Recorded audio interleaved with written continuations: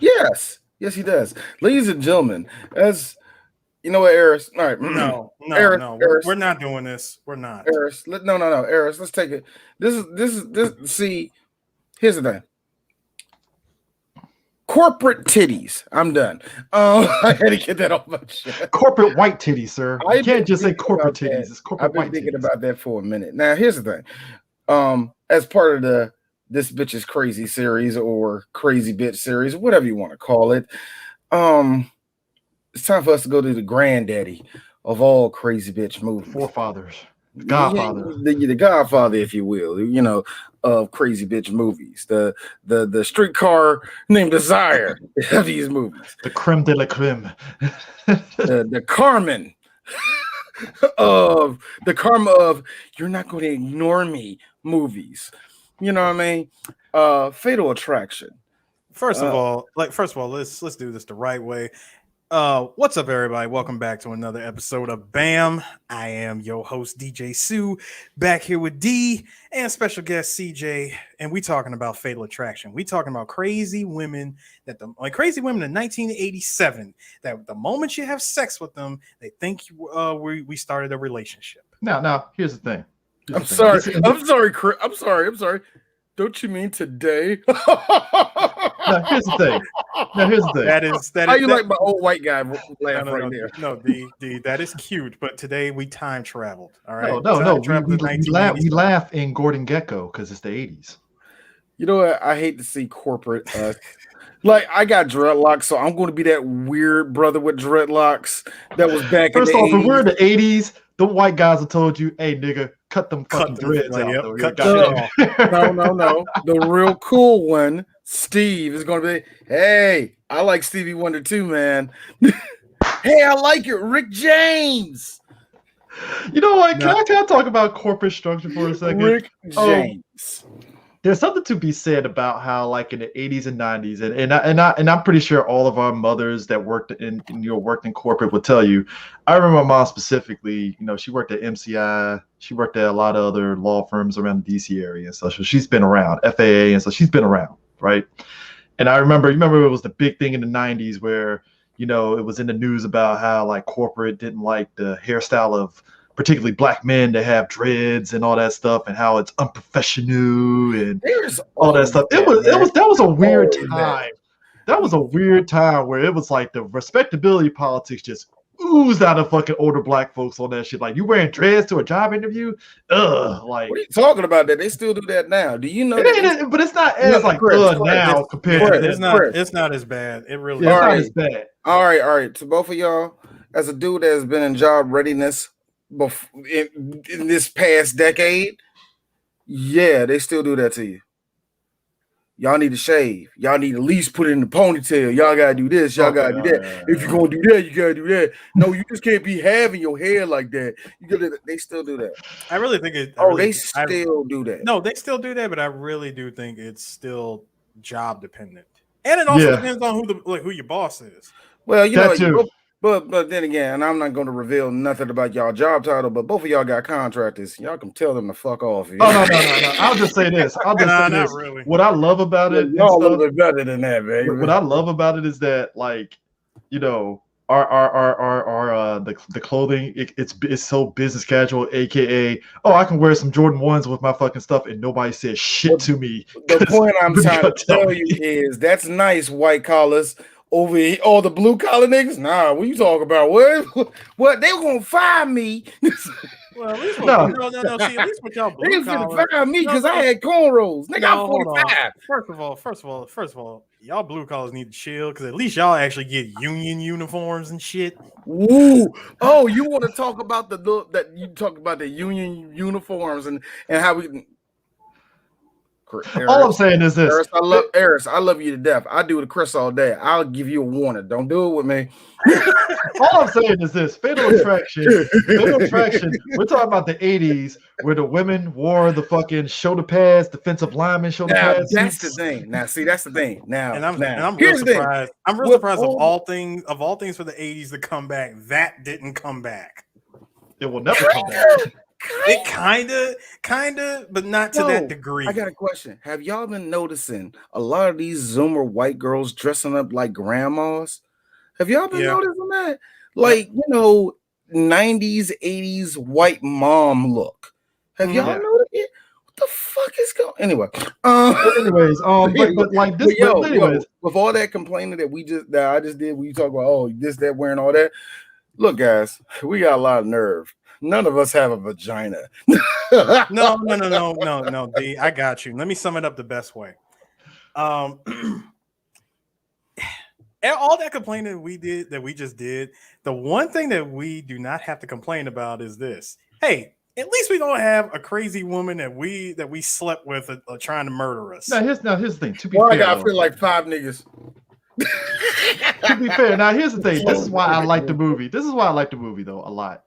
Is that acting is great, but I like the slow build up to where, yes, both parties were wrong. Glenn Close was out of her fucking mind the way she went about it and stuff. Michael Douglas was out of pocket. This is why Michael Douglas was out of pocket. This is why Michael Douglas was wrong. His character, now obviously in these scenarios, cheating happens and stuff like that, right? It's the way he did it. It wasn't just one time. This guy, okay. The build up to it was great because they set it up. They were at a corporate dinner party, and Glenn Close's character, she giving her, Douglas and his friends the evil stink eye because his friend, the typical fat friend, was sitting up there saying some crash shit. She looked at him like, I like to call the boss from Dilbert. Yeah, that is him. I just don't know him by name. So he said something. Michael was talking to her at the bar, and they hit it off and stuff. And he's like, "Oh, my friend's just an asshole, but he's cool and stuff." And she's like, "Oh, I know." And they hit it off. Goes back to his wife. Now, which is great. Because here's the thing that gets me, Chris. I have done a lot of bold things in front of my wife. Let me tell you something. Eye fucking is not the thing you want to do in front of your wife. And especially if she's not the one getting eye fucked. Now, that sounded a lot more painful than it's. Then the second time, he rolls into a meeting with one of his clients, and his clients, I think Glenn Close is working with his client. Is he like a mediator or something? Yeah, mediator and stuff. Like the system, was it? She's like a writer, a columnist or something like that. So they're at the meeting. She's actually the client or something like that. So they're at the meeting and they're seeing each other and they're laughing it up, just kind of smiling at each other and doing that whole silently talking thing. And I'm like, oh boy, here we go. Yeah, that's sorry. She was the editor for. The editor. Yeah, the editor. And what makes this scene so great is because, of course, let's go have lunch together. We're talking. Well, D, you have to set it up. The weather got bad and it was raining, so let's go get something to eat so the weather can stop raining. Hey, look. Hey, look. There's nothing wrong with that, fellas. You see what I'm saying now? Yes.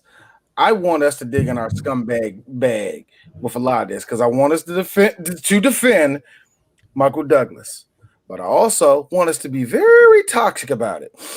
So I can't. Listen, I can't. I really can't. I tried. I sat back and I read an entire dossier on why I can't defend him. I can't defend it. All I'm saying is this. You can't even. No. That's what I'm trying to say. You can't even. I can't. You want to know why? You want to know why? Here's the first problem. Number one, Jesus, everybody's calling me. Number one, I was like, number one, the first time he did it, the first time he cheats with Glenn Close, okay, it happened. It happens. You understand. Like you two are obviously attracted to each other. You saw an opportunity, you went for it. The second time when this shit turned into camera, by the way. Hold on. Wait. No, let me finish. The second time when this shit turned into Cameron's Weekend Love, that song, when it turned into that shit, when it turned into that shit for a whole ass weekend, no, bro. Okay. What I'm trying to say is sympathy, all lifelines, nigga. I could throw a life jacket at you. God. I could throw a freaking donut or something, bro. You get none of that over here. None. So this is what we're going to do. We're going to have to go this. I was afraid that we were going to have to do this. Let's go through this step by step. Let's start at step one, the dinner. Let us go through that. Now, hold on. Now, Chris, Chris set it up. What's going on right now at this dinner? So, basically, I hate Eric for that damn picture. Look at that shit. The niggas all like. So basically, it's like it's a perfect pose too. Look at this shit.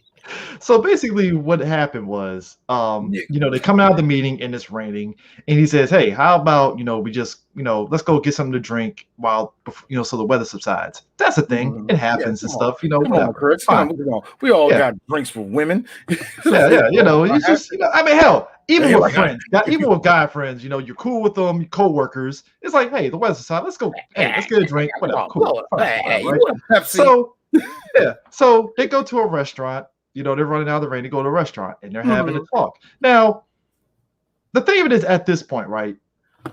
Glenn Close, as a woman, she's clearly attracted to Michael Douglas, and he's attracted to her. I hate the audacity of Michael Douglas. The way you frame it. What got me though, but what got me though was like how Michael Douglas did the bullshit, and we all do it as guys at times. Plays dumb like he didn't know what was gonna fucking happen. No. Because you gotta realize it. Here's the thing, Chris. His wife is out of town. He gets to play around a little bit. And that's really just hard ass flirting, maybe touch a boob. I'm guaranteeing you this dude wasn't planning for none of this. Now, here's the thing. Number one, she just straight up said, she's like, yeah, like, so, I understand it, Where's your wife at? We were like, where's your wife at? Well, second she said that, I'm like, see you, no, right there, ha ha. So you try to get niggas in trouble. Ha ha. At that point, it's like, check, pull the chalks, let's go. Nope. It's like, no, you're like, she's out of town. Wow. So we just adults, it's all good, you and I just keep, be adult. And my man is just like, so I mean, you might say some shit. I ain't gonna say nothing. So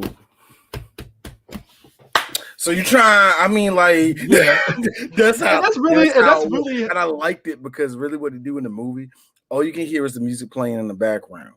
And just quiet, just her not breaking no eye contact with the nigga. Just she's staring at him. She's staring dead at her, like, so what you trying to do? Like, I'm like, yo, I forgot what she said right after that. I'm like, yo, Glenn, if you don't open your legs and just throw all of your pussy on top of the table, let's be real about this. Yo, let's be real. Like, if we're gonna be real, the dynamics of men and women and stuff.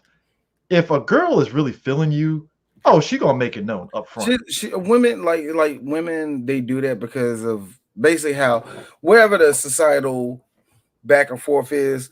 If a girl wanted, especially if they're comfortable with you. That's the key word, comfort. It's the key. If they really feel comfortable with you to where they feel they can trust you to a degree, cool. Otherwise, it will never go that far at all. Because here's the thing, like a lot of guys have this idea that women like go by different. Basically, guys still think women can't get horny. Like for whatever reason, we have this thing like they don't. Nah, they're not like us. Like we just it could be fucking 3:00 in the morning. She'll nudge your ass and be like, "Yo, men still have this. We have this mentality that women don't have the same like carnal thought process like us. So like you want to go on the back and then it's like this. Oh, I don't know. They're not in power with it. When that power dynamic is switched over to like, so what you trying to do? You trying to eat me out? It's like, I mean, damn, bitch. You like, you gotta give me you're like, yeah, thank you, Chris. Like, damn, hold on there, bucko. What we go there? Like, whoa. Can we eat? Can we finish the sandwich first? Before we start saying questions, like which I think is cool because it's kind of like I feel that women do that shit to, like as a heat check a bit in a way. I think it is. I think it is. You know what? Here's the thing.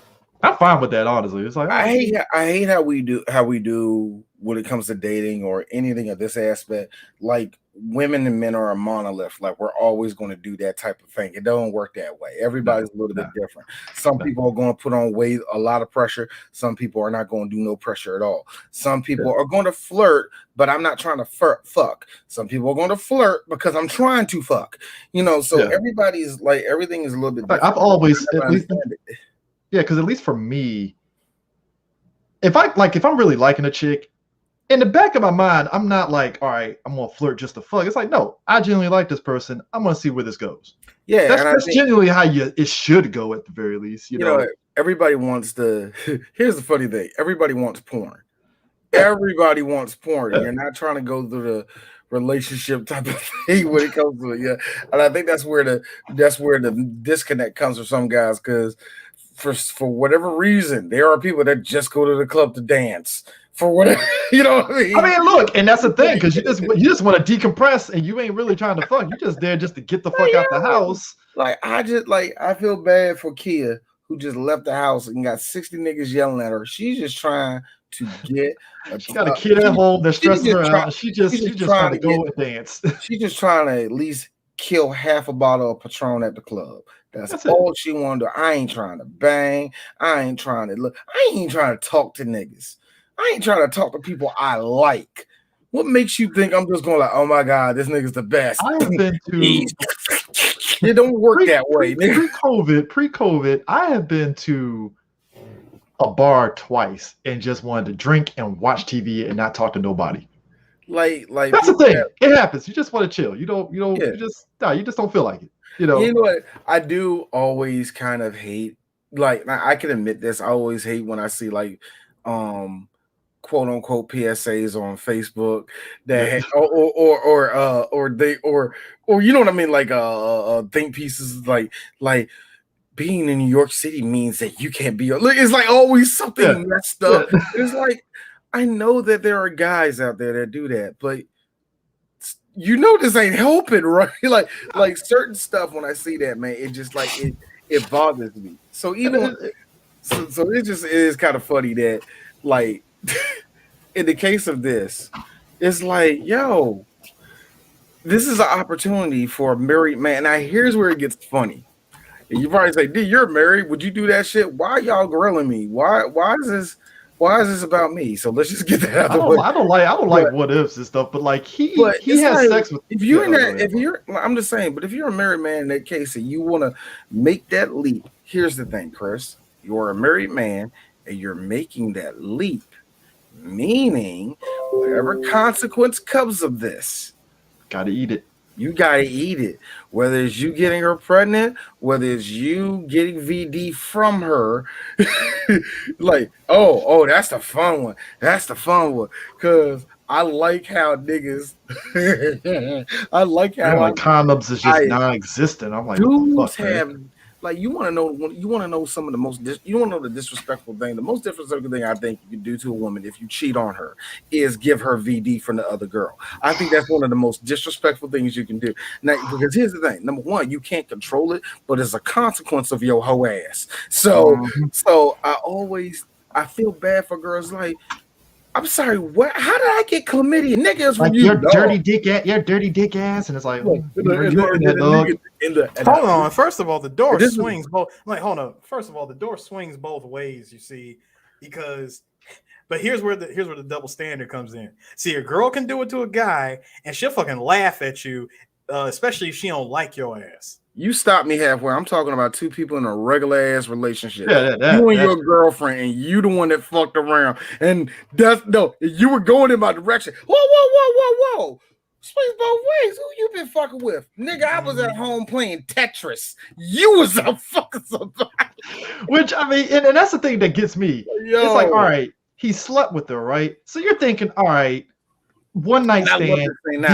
This is regular shit that happens. Now, this scene, I don't care what you say, Chris. This scene's kind of hot. I know, and I think it could be because I saw Glenn Close's cheeks.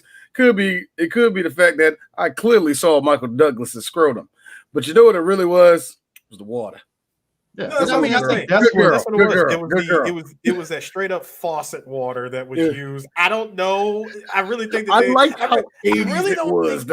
really don't think that was like part of the script. I really think that was Glenn Close's idea. She's like, I'm taking this water. This is like, listen. This is something that I worked on in my personal life, and I'm gonna bring it on set. I mean, it's kind of amazing too because either she discussed it with Michael Douglas. No, Mike didn't know that happened. Hold on. I'm saying either she discussed it with him or did it right there on set, and Mike, because he's such a great actor, went along with it. Oh, we have to call him. Eric, We have. Eric, you said actor. You said like he's a great actor. Nah, he was fucking at that point. I mean, we have to actually. You saw how his mouth ate all of her titty. Oh, it was no, D. It wasn't even that. First of all, you already knew it was gonna go into that territory the moment Mike's like quietly, subtly said, "I'll get the check." I mean, look, like, Dan and Alex. That's Michael Douglas and Glenn Close's characters. Dan and Alex. Dan, right there. She's like, you fucking right, Dan. You better get so it's not enough to have this hot nigga. They had this hot passion it's sex. drippy, it's blonde, it's kind of humming. I know you like it when it stank a little bit, don't you, nigga? Yeah, you nasty. Pretty clean. Pretty clean. Like it's like yeah, pretty clean. Shout out to the one nigga that's gonna get turned on by this. Yeah, pretty clean. I peed 3 times. Lord. That one dude in the comments. So really, I mean, look, no, but you know what wild to me. So you cheat one time. Now, prototypical of these type of movies, right? He cheats one time, and that's usually when most movies nowadays the regret kicks in and all that stuff, right? Instantly. No, it's always instant. No, in this instance, and this is probably why I enjoy it, right? He cheats, but later that night they go out clubbing.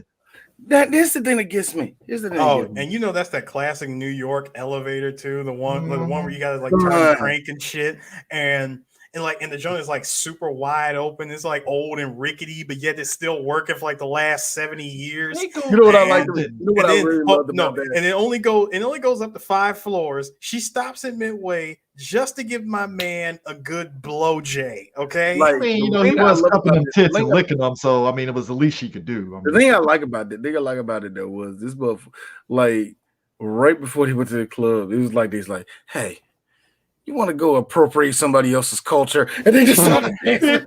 Okay, all right. Let me hold on. Let me point out. I want to point out something. I definitely want to point out something to you guys. That shit happens in real life. Now, here's the funny thing. I got a question.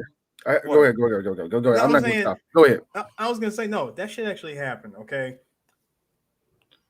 Long time ago. We get waffles. Not even waffles, because where I was in the city at the time, this is like years ago. Like I was smashed, like, I got with this one chick, did our thing, and then like once it was done, I was like, shit, I got all this energy. Like I don't even feel like going to sleep. I literally turned over to her and said, you want to get some food? Like we went down to the izakaya, got some quick bar food, and then like strolled over to like this live music spot. It was like 2:30 in the morning. Shit was still going on. So that was awesome, dude. That's awesome. Here's ours. Then we went home and we had quite efficient sex. Quite efficient. The thing I liked about it was, like, here's the other thing I always notice. This is just a sad thing. I notice when it comes to white women and Latin music. There's always, like, there's one thing when a white girl hears a black song and they like it. That's one thing with that. I don't know. Merengue gets them white girls. I don't know how. The thing of it is, and this is what got me though, right? No, the best part though, Eris, but go on your thing about the elevator. Number one, you just stop that motherfucker. Number two, when that nigga was walking by, I was really ready for this. Hey, what's up? Yeah, man. I don't know, man. I'm stuck down here, man. So tell Earl, go downstairs. Yeah, see if you get. See, nowadays you do that shit. Nowadays you do that shit. You put stop. Some security guy on the camera is watching the fucking action go down the elevator. So see, this is why you got to use those old rickety ass elevators. They don't exist. They're taking it over now. I know. I'm talking about the old ones. Like there's still a club. There's still like I know they still exist in New York. There's still like a club spotlight somewhere of fucking New York where you can get robbed. Where you go to the elevator, and like I said, it belongs to a nightclub. It's always a nightclub. It's always a nightclub or a dude like Vin Diesel and Triple X where they got like half pints up there and shit. Yeah.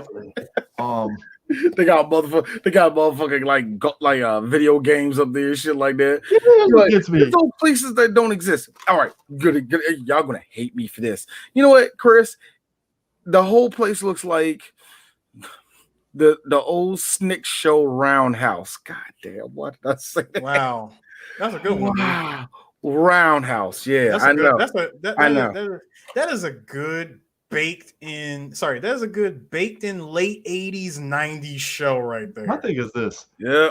This is what got me. That's why they was just like they was watching. You can't do that on television in this room. Yes. I was like, you Canada's can't do that own on import. television. You can't do that on television. Mhm. Canada's own import. Here's my thing. When you couldn't And afford don't Count get it Duckula. twisted. This is a mistake that both men and women do. You're part of the cheating scenario and you get comfortable.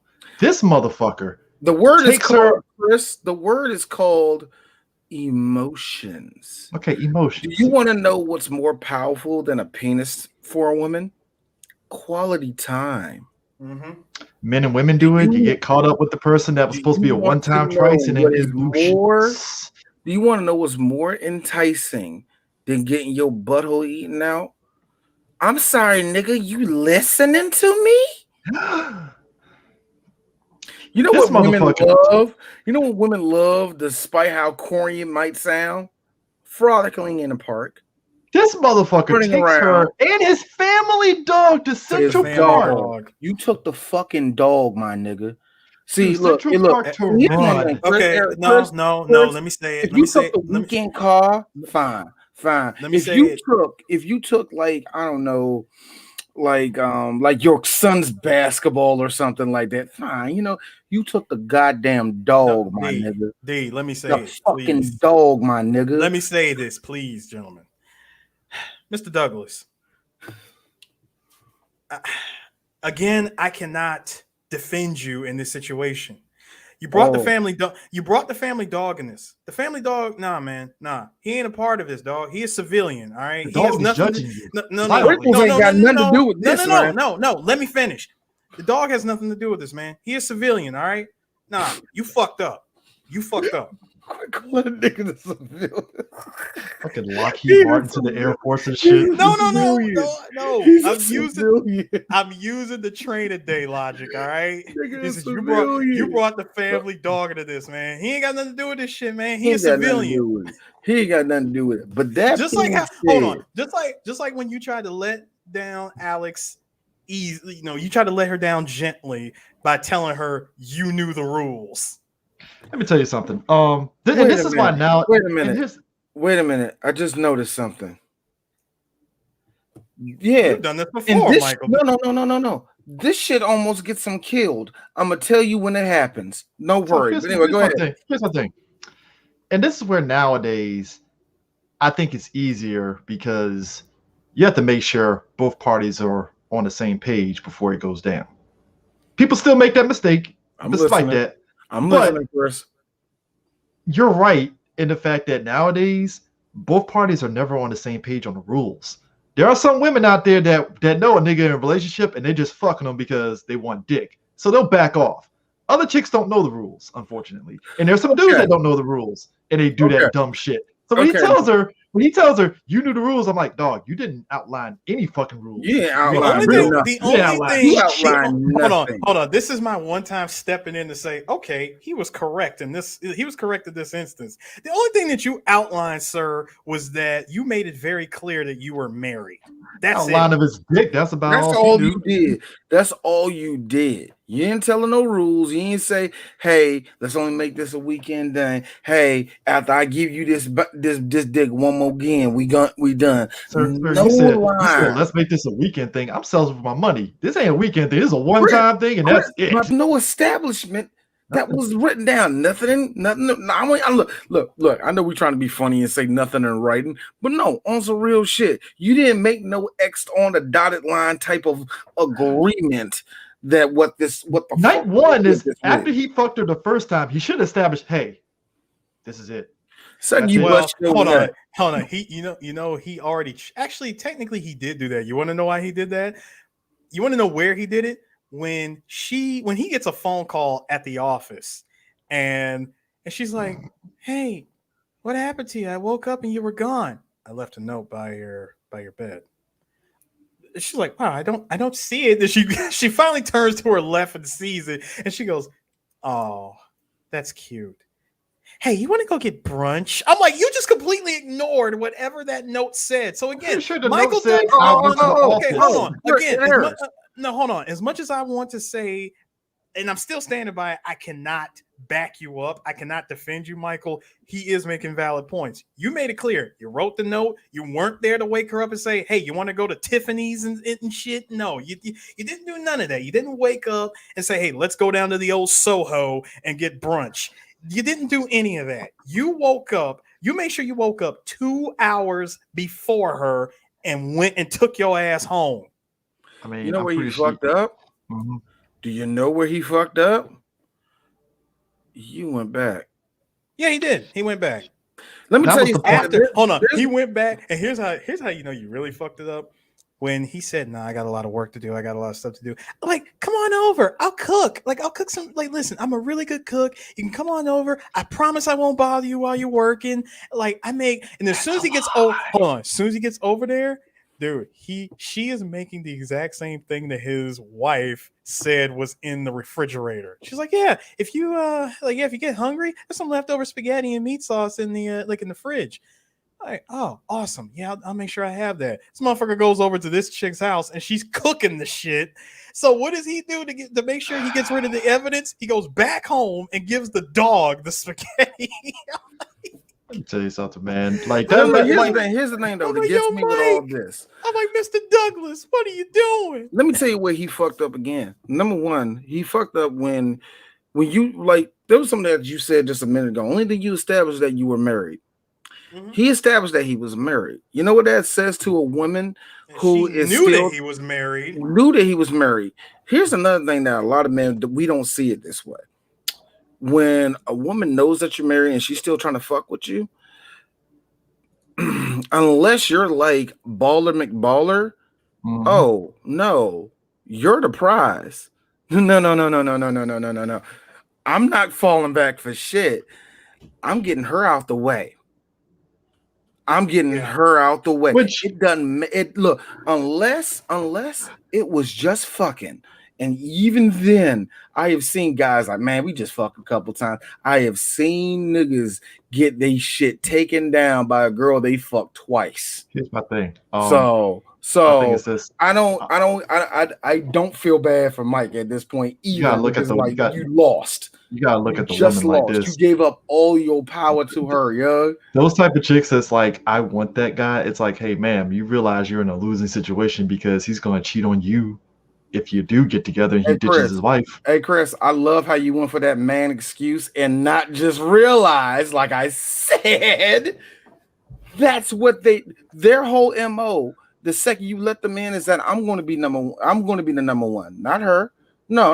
You don't need to be spending no time, energy, and none of that with her. But it else is going to be fucking. You just thought it was going to be fucking. Yeah, I mean, so it's Really, just, nigga?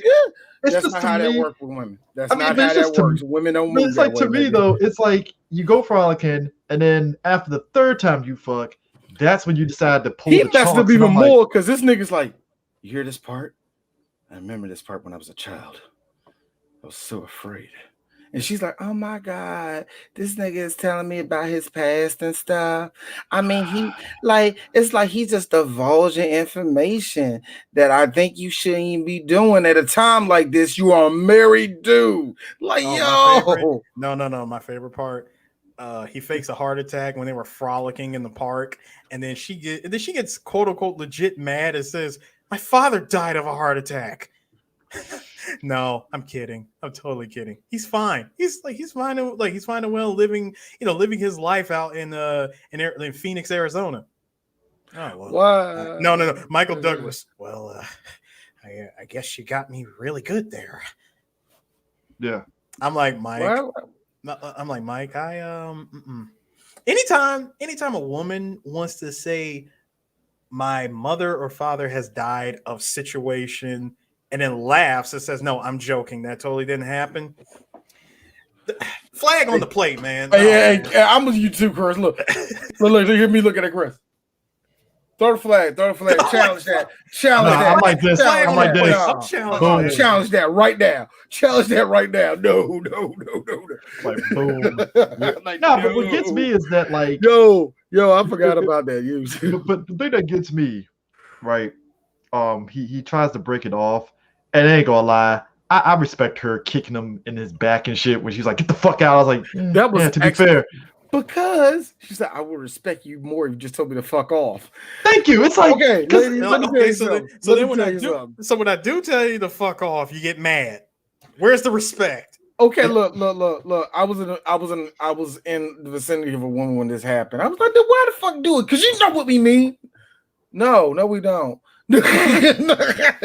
Right, I mean, let's be Look, real. if That's there's like, more for to me that, at least. there's more to that, like word, for- dudes. I'm sorry, my penis doesn't make me able to see I what mean, you're don't, to be saying. fair I'm though, sorry. I'm the type like for me at least, I'm the type of person where I'm like, hey, look, I don't want any person, man or woman, to be playing in my face. So mean what you say and stuff, right?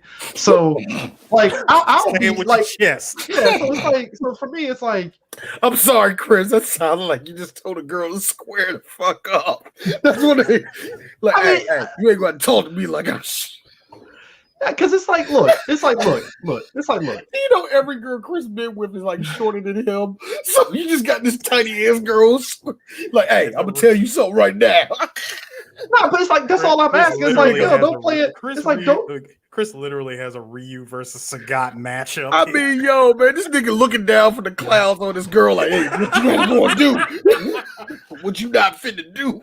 No, it's just like I'm it's sorry, just Chris, that was no, but D is right. But D is right to a degree. It's like I'm not disrespect. No, I want to make it perfectly clear. I would never go out my way to disrespect no woman at all. I All don't I know. ask is, I don't all I know. ask is, no, but like, no, I'm blunt. So my bluntness does come across like I'm being an asshole. So that's fair to the degree of like, all right. I get that. So I get that. for me, it's just like, but it also sounds like we scrap. No. I mean, but you're right. It does come off that way, but it's like, but at the same time, it's like I don't want to be blunt. It's like, yo, don't play in my face. Like if you Like, if you want me to yo. tell the truth, cool, tell the truth. So it's like I get what she's saying and stuff on the like just like because Douglas would have been better off saying, all right, ladies, so good fucking you 3 times and assalamu alaikum and just roll out. For here's the funny thing about You this. drop the smoke pellet and Yeah, you've been better off doing that shit and trying to say to be You- nice about it. I'm like, nigga, you've been better off just bouncing with the dog and just rolling out and then calling it a day. And look, it's the 80s. He was doing the right thing of blocking her number and avoiding her ass. It was way easier back then. Now with social media and shit. where you I can get tracked. don't know. I feel it. At least to me, in 1988, the blocking number felt like it was a white man thing. Like you like that. Yeah, it was like kinda it easy. cost That's some just white a privilege shit. little bit. That's Like, like put it privilege this way. shit. You can Put it change his this way. number. It looked like my dad. I can imagine my dad doing. I got a blocking number. How much that shit cost? $15. I know it's 1980. no. $15 in 1987. I mean, especially gas. That's like $30. Nigga, gas was like 70 shit, cents how for much? 70 cents for regular, where you can put $5 in and shit, and you be fine. Let's Nah, put it in nigga. perspective for all y'all little kids that don't know shit. Back then, arcades were only 25 cents. They weren't asking for 50 cents yet. They weren't even around that time yet. No, they were. The good games were 50 Yeah. cents. In Pac-Man, 88? 25 In cents. 88. Yes, in 88, the good brand new games, the 25 hot game. Come on, man. Anyone who ran an arcade knew damn well that when you brought a new game in, you paid double. I'm Yeah, just saying, 50 I don't cents. remember. I don't, Especially, hold on, especially if you were the only arcade on the block to have Yeah, it. this is the Okay, I 80s, got so a arcades were everywhere. I got a good question. At any point in any arcade y'all ever been in, was the Simpsons 50 cents for y'all? Yeah. Okay, all right. Then I you're could right change there, them all Eric. though if it was You're 50 definitely cents. right, Eric. You're Actually, definitely right. all the roller skating rinks in the DMV area, them shits were 50 cents, including the X-Men arcade. So. I don't remember the Simpsons one being 50 cents or whatever. Now the only one, Now Crystal Skate, because Crystal Skate, remember, they was the only one that was having Mortal Kombat for 25 cents, and everybody else around the hood was like 50 cents, man. See, Street I Fighter 2 was I'm still 50 cents at the time. See, I'm sophisticated. D. It was either Clinton or Lanham skating rink. So, let me show you somehow. Let me tell you the leap with D. It's either Crystal Skate or Sportsylvania in Spotsylvania County down in Virginia. oh, you fancy? Oh, You yes, sir. I'm Spotsylvania, fancy. sir. Yes, Sportsylvania was the shit. It was a shit. They went out of business for a good reason. It was a shit. No, and here my ass thinking This I'm motherfucker in Germany skating and shit. no, In the Hall of Notes. Stop. No, but hey, listen, I've been at Joe Godo. No, I did have a legit ass skate park in Germany. Like the joint was official. I mean, it literally looked like the freaking what was it? The Foot Clan hideout from the first Ninja Turtles.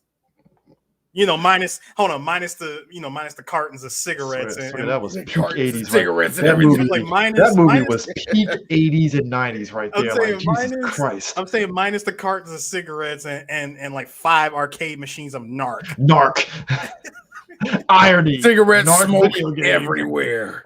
Cigarette and weed smoke everywhere. One random white girl in the corner doing coke. Ain't gonna lie, man. Arcades back in those days, kids. You might get stabbed if you beat a nigga in fucking Street Fighter. So, best of luck to you.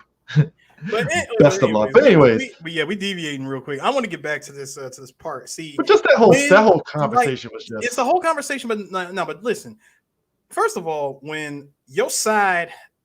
Damn, I can't even say that. I can't even say that she's a side piece because Michael's like, I don't know, man. That weekend of whimsical thing does kind of put her in side piece category there, buddy. Side piece category, but remember, this is when Mike tried to establish once again. At this point, this is the third time of him trying to tell her, hey, as far as I'm concerned, it is Tuesday. The shit that I did with you was Saturday and Sunday. Can we please? Why are we still doing this? Like, no, listen, you try to invite me out to see Madame Butterfly just because I said that was my favorite opera. I listen, I applaud your effort in paying attention to the conversation and all that, but no, it was just conversation. It is not a good idea for us to meet. Hell, it's not even a good idea for us to even talk to each other again. Can we please just let this go? Like, listen, I did not mean to lead you on in any kind of way. I am sorry if you thought that way, but no, I am a happily married man. Keyword, happily married man. Did you laugh like? Go ahead, hold on. I'm sorry. 2001 girl talking back to you. Wow. So you could just give me information about yourself and act like you want me to be there and attend. It's okay, nigga. Cool. You don't have to go.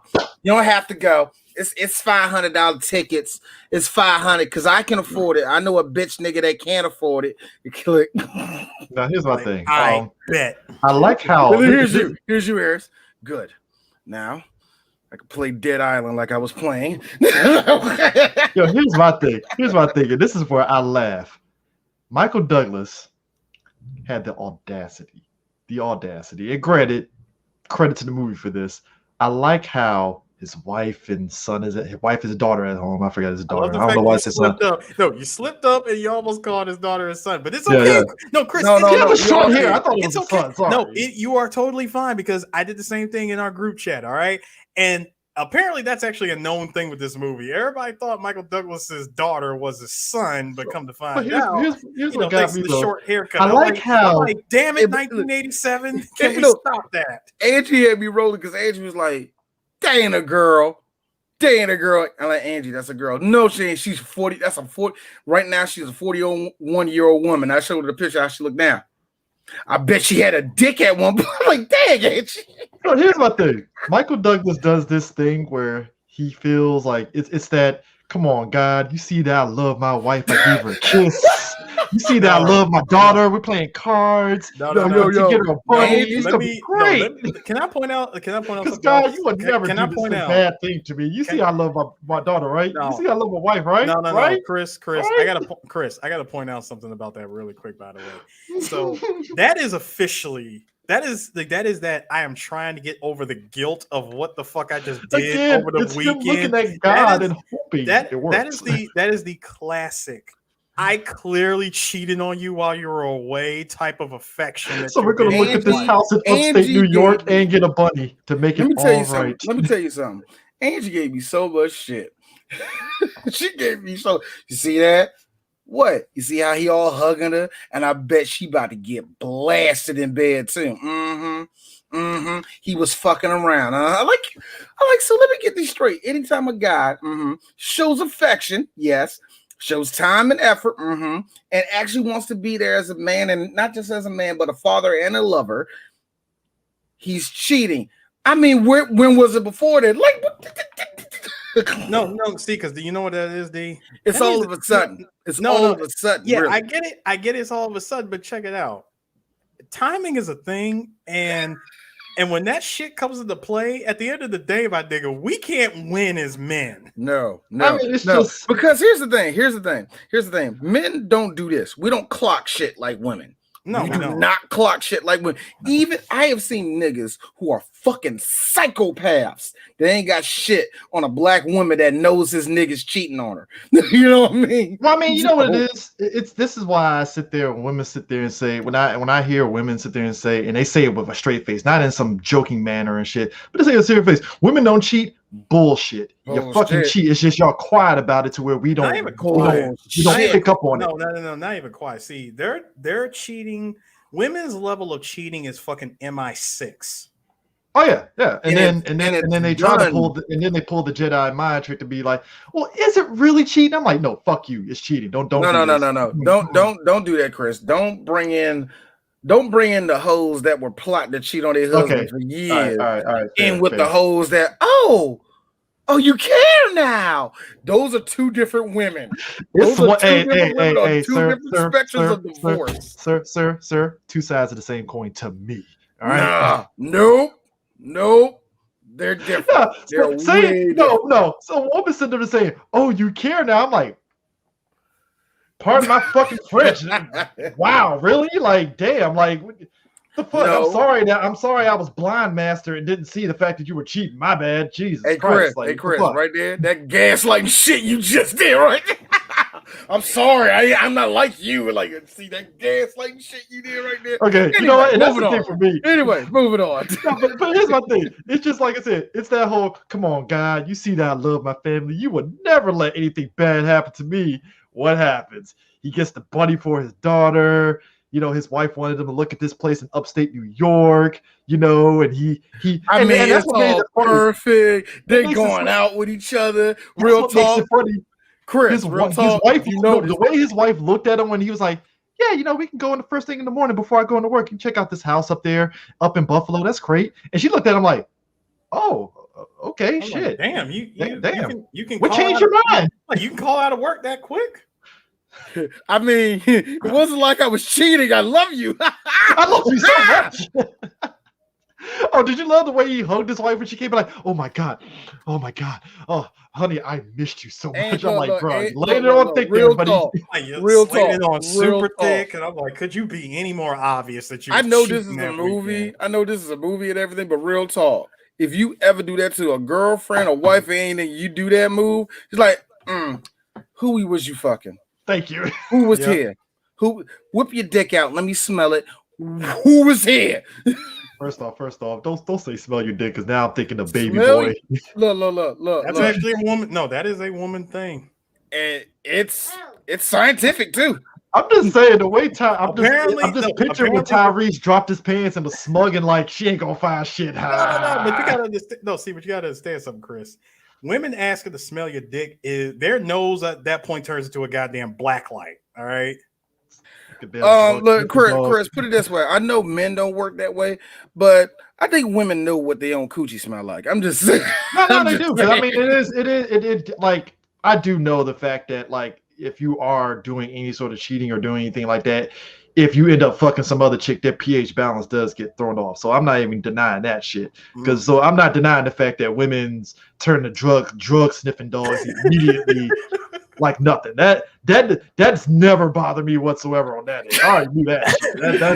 I'm just glad you didn't call women basset hounds. Then we would have had a problem. No, they turned to fucking border patrol dogs, just like, where's the drugs? And it's like Fuck. They, Mm-mm-mm.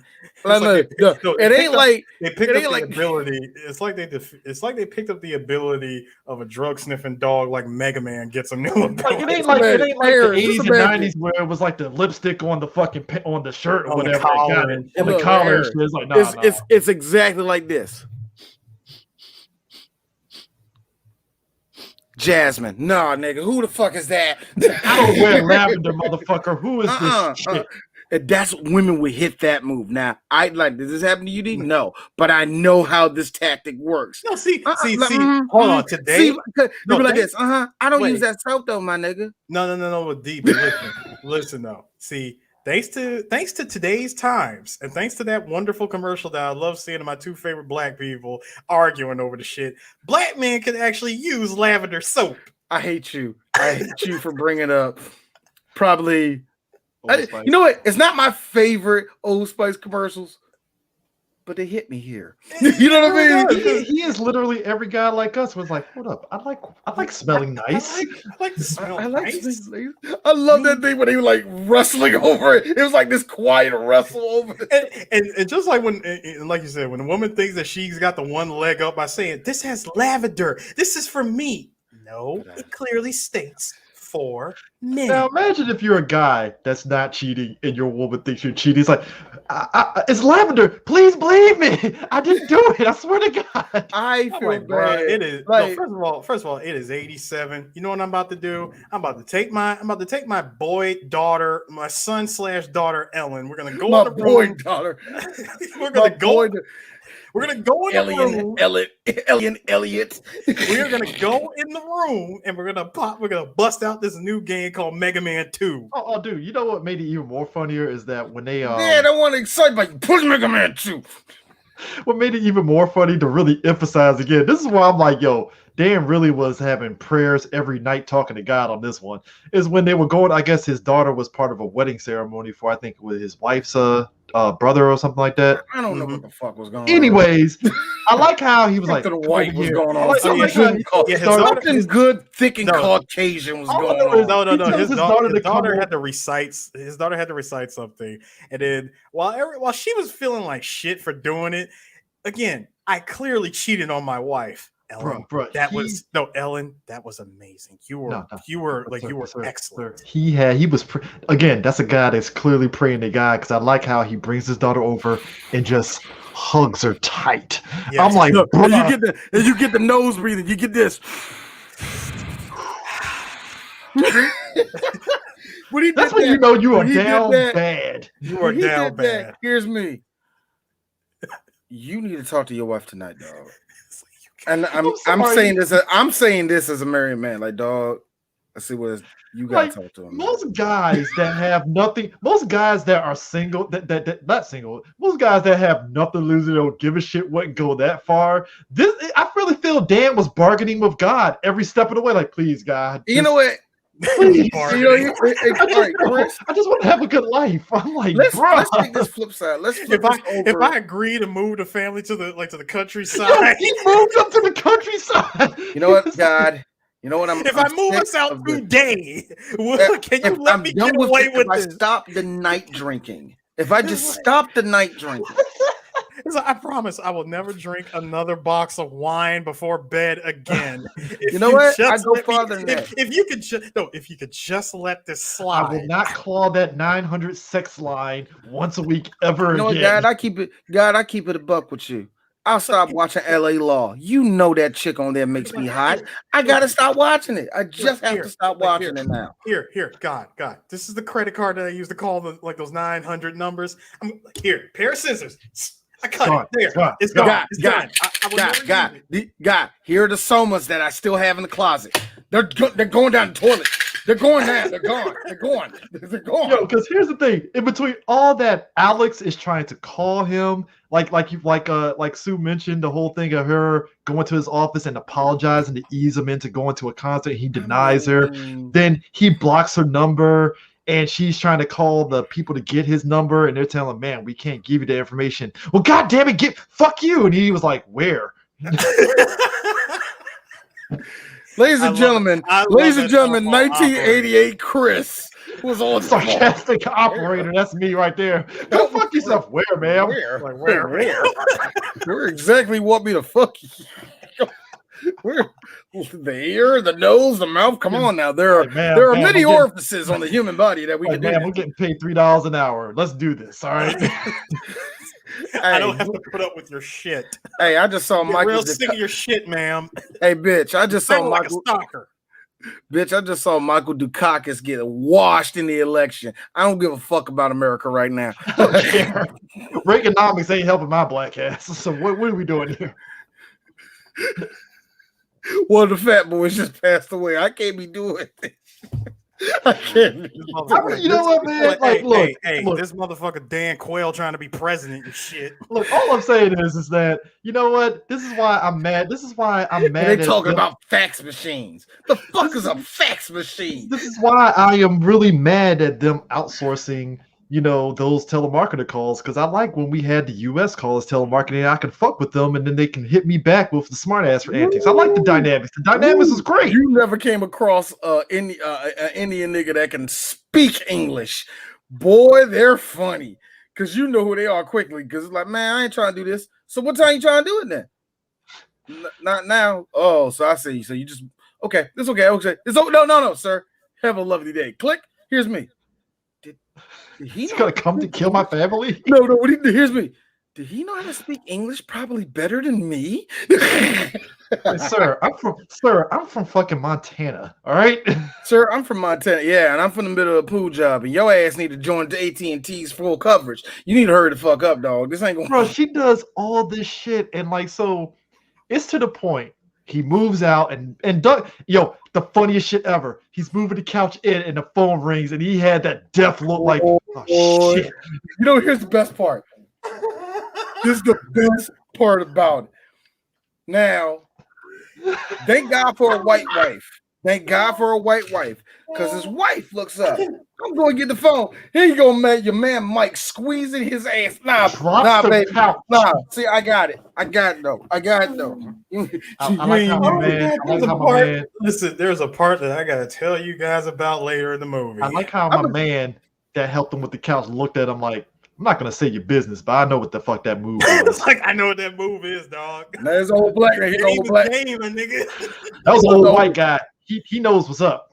Old black guy would have old black guy would have hit him with this one. I see what you doing now. No, you want to know what's funny? You really want to know what's funny? Everybody in this movie takes one look at Michael Douglas and they know what the fuck is going on. Hey, yo, Mike, you good, bro? I swear he had the death and the sweat. It was like the Jordan Peele sweat nervousness. Like, yes, it was. It was straight up like, yeah. So yeah. We come to the city bar. All right, man. You wild, my nigga. No, bro. I think it was way better when he was like, "Oh, it's just Martha. It's just Martha. It's Martha. It's Martha." I love the fact he looked at the moving guy even and said, "It's Martha." I know who Martha is. Bro, I don't even know. I'm just trying to get this couch in, man. Today, bro. Pay me? I'm like, dude, I have to drive all the way up to Syracuse in an hour. All right, like, you bullshitting me right now. Man, I got these Macintoshes in the back, man. Yo, so Alex decides she apparently just turns into fucking Solid Snake and shit because she fucks up his car. Because I like how the music builds up to that. He's on the elevator with the rabbit, and he's like, all right, honey, I'm come home and stuff. Gets to the floor where the car is at, and you just see smoke, and he's like, this bitch, son of a... poured legit acid on his car. Bruh. And the only thing I can think of was my boy on Comic View. Yes, Comic View. Years ago, going, and I quote, my Volvo! Can I ask you guys this? Is acid easy to buy? Because recently, as within the last 3 years, I have seen incidents where a guy threw acid at a woman that told him no, she wasn't interested. Which I'm like, you get acid that quick? And I see women, hardware stores and auto parts stores. Yep. Really? Yeah. Dude, wow. Dude, like Chris, there's a thing called battery acid. I know, but just like to hear a story of a dude just throwing acid in a chick's face because she turned him down, and women throwing acid on dudes because of whatever dumb argument they got. It's like Jesus Christ! Throwing it on cars. They love throwing. Oh, they threw it on cars. Like a couple of instances I seen, it was like a woman threw it on a car, kind of like Glenn Close's character. I'm like, is acid readily available? Like, goddamn! Like, it actually is. I'm like, Jesus Christ! Like, just like it's one thing to like slash tires, but acid is just like that's like next level. Like acid makes a statement that is permanent. Slashing tires makes a statement. God no, damn. see, no, you can replace slash tires. Acid, it's a bit more difficult to explain. Nah, exactly. It melts through. It cooks. Shit, it boils. Cooks, it destroys. It's just scary. It's scary to me. That's all I'm saying. Like, the best part, especially if it's in an enclosed space and they don't really want you to forget, the stink will stay there for a good minute. It's just that shit just scares me. Just like I said, especially reading that story about the dude that did it to a woman. I'm like, dear God, dude, like, Chris, that's the case. Chris, it's about as bad as that dude that threw. What was it? He poured gasoline on that woman and burned her. Yeah, in front of the freaking T-Mobile where I used to live. And look, if that upsets you, Chris, you know what's just as bad and just as that. I won't say just as bad, but do you know what's just as underrated as bad as that? Boiling water. Do you know how many dudes get scorched with boiling water? Do you know how many women Al Green grits with boiling water? Boiling water don't play around. Al Green and grits. Them hot grits, man. Hot grits. That ain't funny. That ain't funny. I'm fighting words, nigga. You still got the burn years later. Mm-hmm. I know a dude that had a girl do boiling water at him. All this right here to this day. It was like 10 years ago. It's still kind of, it's cooked. His arm is cooked off that crap, man. Do the whole like skin graft where he can at least make it, do that kind of shit. Chris, it ain't the same. Chris, I know it ain't the same. Chris, here's the funny thing: skin grafts to me don't work on black people because it's noticeably patchy. Put it like this: when you step out in the sun and your natural melanin protects you, that shit is already peeling off. Yeah, at that point, I'm like, I heard it does that. I don't know. At that point, I'm like, I mean, from what like I said, granted. Cocoa butter does heal off from what I heard, so you shut the fuck up, Chris. Shea butter. Shea butter does work. Vote with shea butter, cocoa butter, and ginger ale being the natural healer. Don't get it. It does work. No, but it really does. It does work. Shea butter. Listen, gentlemen. Shea butter is the duct tape for black people. Oh, really? Let me tell you something, nigga. African shea butter, nigga. Palmer's. I swear to Jergens. God. I swear to God. I don't know about Jergens. No, they got a shea butter. I had to feel like Eric's going to bring out this little itty bitty lotion. I ain't gonna lie, man. And then Chris goes, "It's travel size." And you're like, yes, it is. I keep a lot. Like Eric makes us feel bad for his. I used to have he got extra stress. I used to have like a small thing of lotion during the wintertime because hand dries out because it cold and stuff. So I used to have that at my desk at work and stuff. You need that because it's like got ashy ass hands because it's cold outside. It's like, yeah, I kind of need to put some lotion on. You can't just lick your hand and think it's gonna work. It's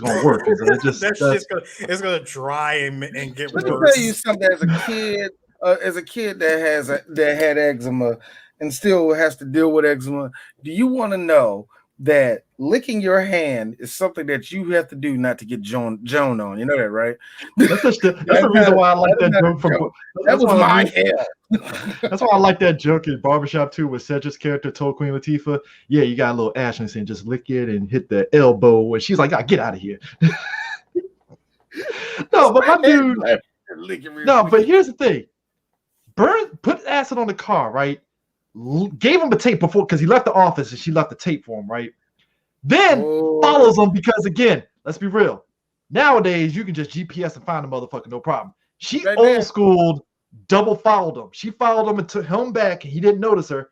followed him as he's playing the tape, and I was like, "This chick is thorough as a motherfucker." Yo, she was like playing the whole tape had me. It's just rambling. Michael, you know what I mean? Just very calm, collected. Just Michael. I understand. Yada yada yada. What makes it so great is Michael. Welcome to my podcast, Michael. Like Michael is no.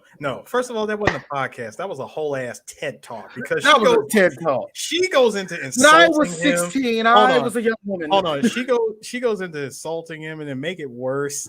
Michael Douglas's face is he's just taking it all in because remember he went to the cops about this, and when he went the cop was just looking at him like, I mean, ain't nothing I can do for you, dog. Hold on, he goes to the cops. When he goes to the cops and explains the situation, first of all, I love the fact that since he's a lawyer, he wants to use a client. He says, I need this done for my client. He's, I need it done for my client. So, sir, your client knows that.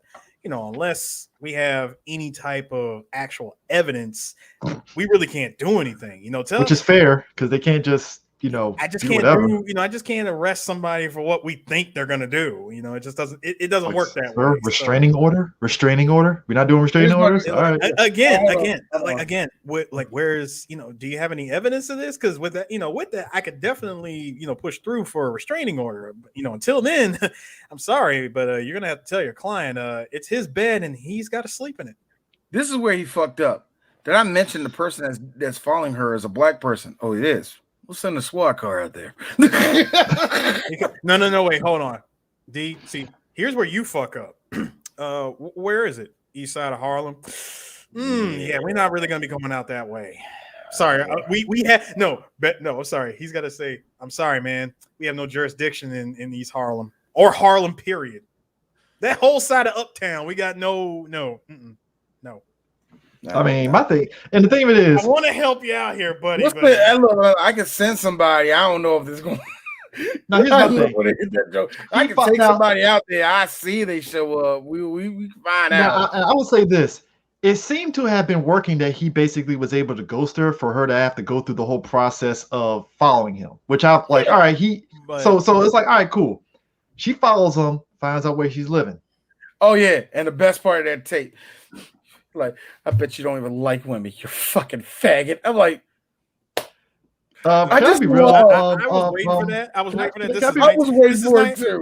This is 1987. I was waiting for it. I'm like, sir, if she doesn't drop the F-bomb, no. Sir, even nowadays, if women are really pissed off at you and stuff, they'll call you a faggot.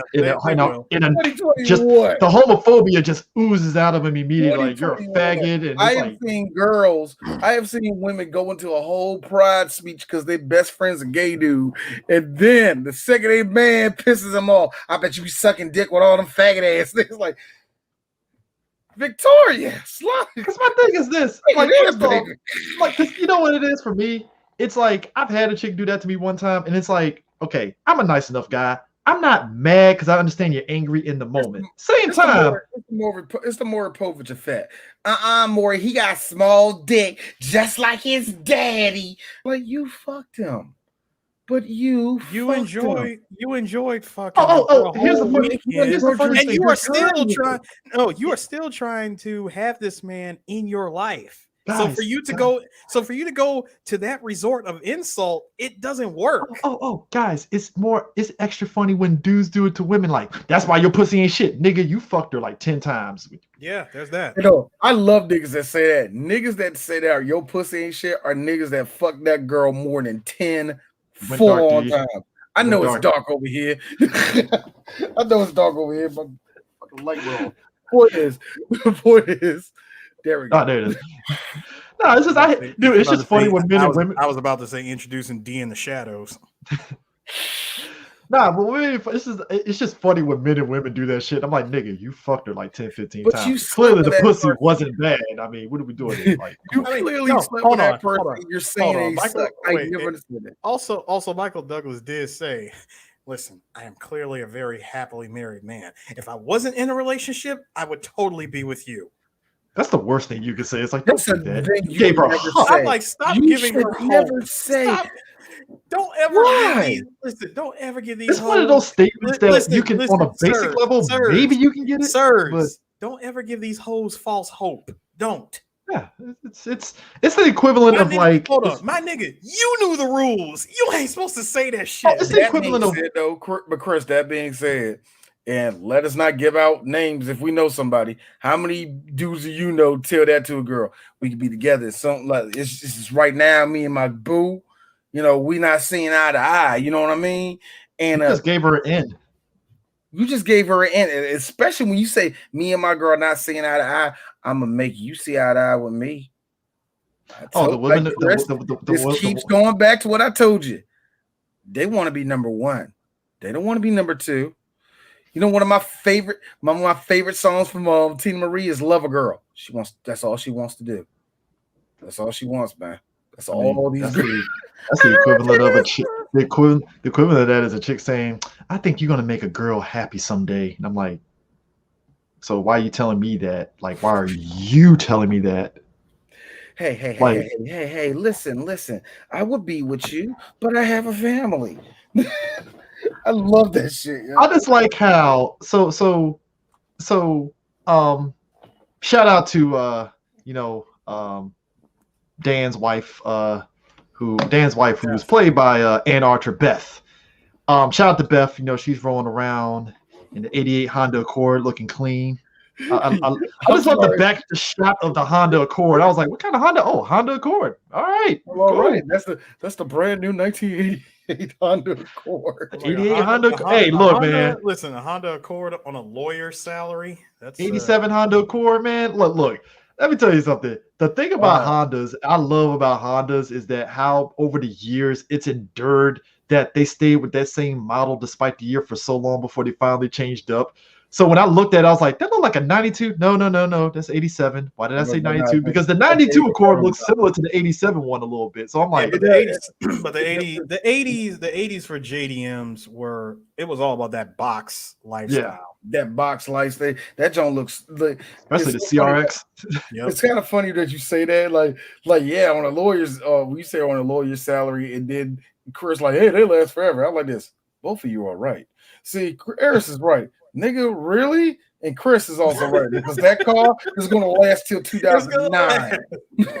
No, I mean it was a family car back then. No. See, first of all, dude, you got two family cars. All right.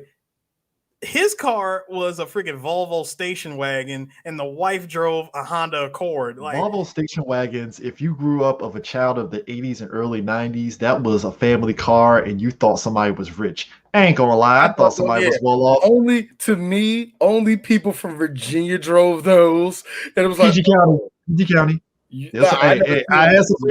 When I was going to Full Gospel, a couple parents that had a Volvo station wagon. No, I'm pretty sure you did, but all the station wagons I saw were those old Buick junks and God, what was the other one? I forgot the other one.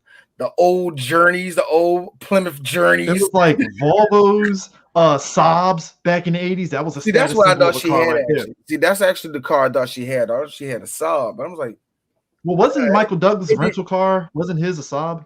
I don't know. I not in this movie. What was his rental car though? It's actually a Porsche, but you didn't see it because it wasn't in the movie. It was actually offset. But I'm sure. Okay. but I like how Beth and Dan, they go out of town and stuff, and Alex decides, I'm going to fuck with them and kill the bunny. This movie literally gave birth to the quote bunny boiler. Man. Yeah.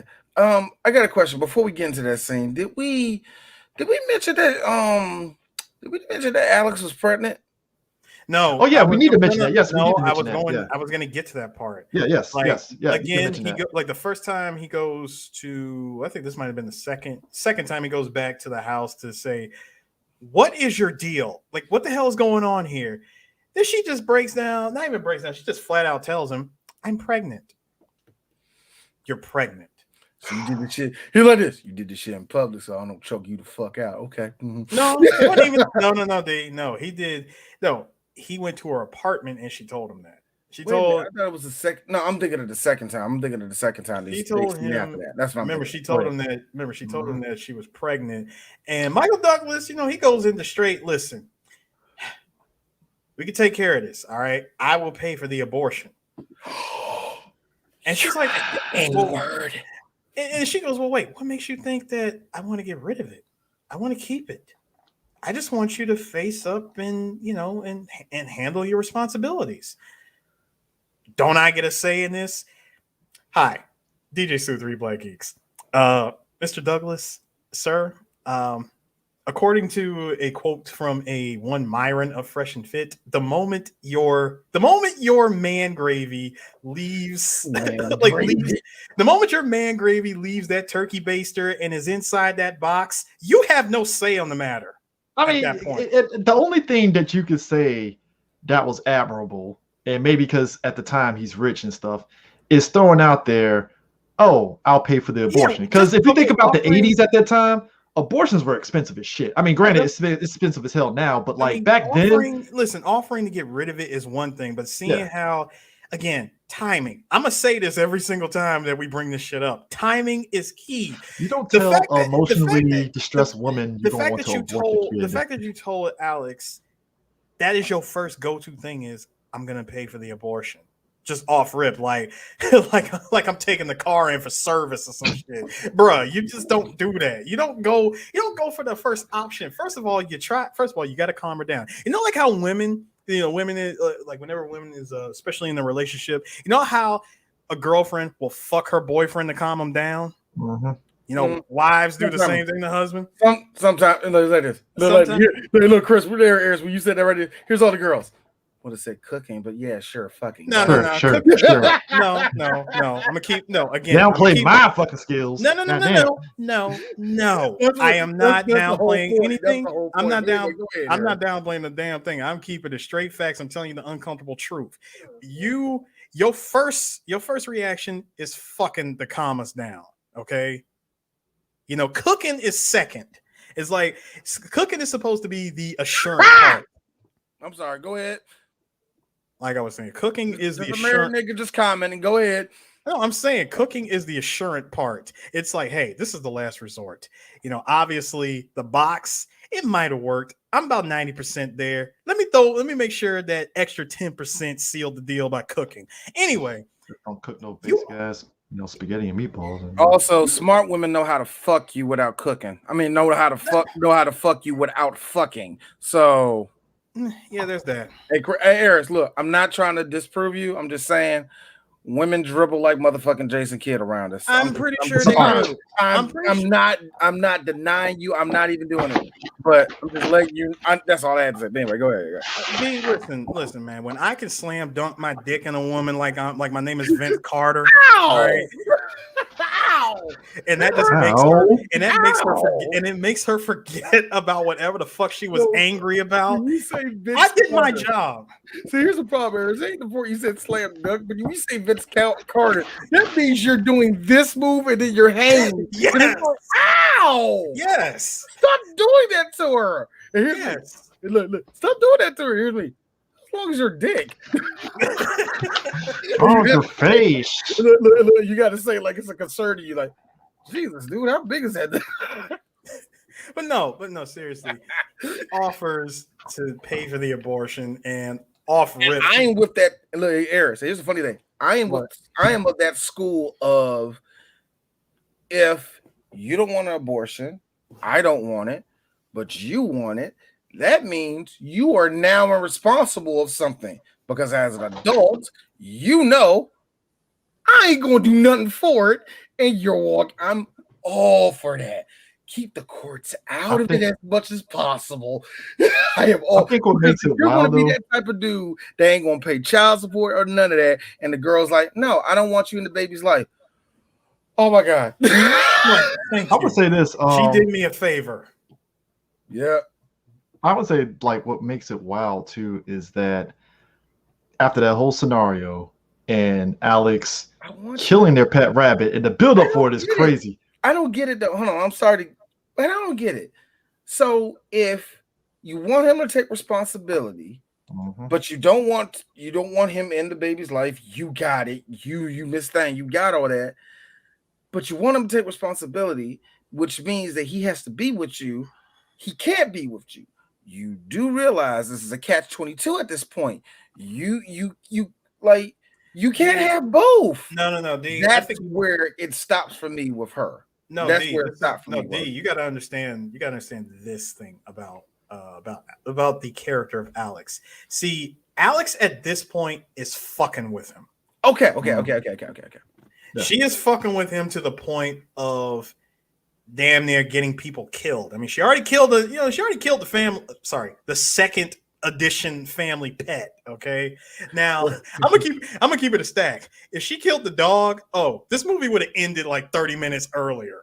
I gotta be really honest with you, Eris. If the dog died, I don't think nobody noticed. That dog looked like he was like 14. It doesn't matter. Old ass looking dog. It doesn't matter, D. You don't D. It doesn't matter. You don't kill a man's You don't dog. kill the family dog, D. You don't kill a family dog, dude. I don't care. Listen, we got three running right into the wall. My nigga, we got 3 John Wick movies that all state the same thing. You don't kill the man's dog. I mean, but my thing is this: she killed that fucking bunny and boiled that shit, and just the build up for it between the daughter rolling out there, and then the wife like, hold up.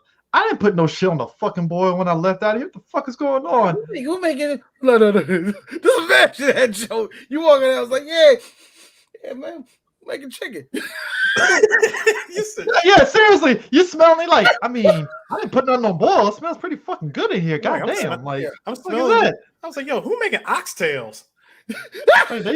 What if Alex actually seasoned the fucking rabbit when she opened the pot? I was mad. I was mad. I saw something red. I was like, yo, is that rosemary? Bro, you want to know the truth? You want to know the truth? Every black girl, oh my god, he killed a bunny rabbit. He fucking a white girl too because it's no oregano. Not even the basic. No salt and pepper. No, that's what she look up. She look up and she knows like, bitch, you didn't use none of the salt. Wow. No, make it worse. But he still had fur on him. Didn't even skin the rabbit. They just make it worse. No, because you know what she did. Hey, how you doing, bunny rabbit? And just dumped his ass in the water. Like murder, boiling water, dump. So the daughter is crying and she's in bed and stuff, and that's when Dan tells Beth what happened, and Beth obviously does like any told the wife, like, get the fuck away from me, get out. And it's like, hold on. I like how he told his friend first, and his friend was like, so what is it? You ain't gonna like what I'm about to tell you. Like, when your family law, well, you're kind of fucked, nigga.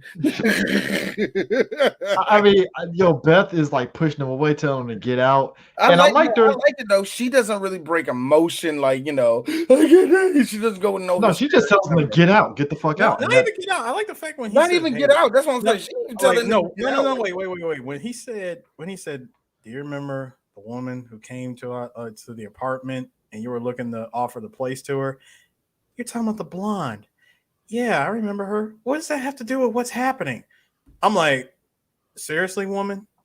You're really not trying to put two and two together, are you? Still don't know. Okay. Sorry. All right, hold on. I'm already inside the stadium. I'm about to throw the first pitch, and you're clearly in the parking lot. Here, let me help you. Tells her, like, listen, I had an affair with her. Now, I'm about to... What? I was doing this to her. Now hold on. I'm about to explain something. I'm Chris, you ain't shit. I'm gonna explain something to both of y'all. And to quote Eddie Murphy on this one, Eddie Murphy Raw said this.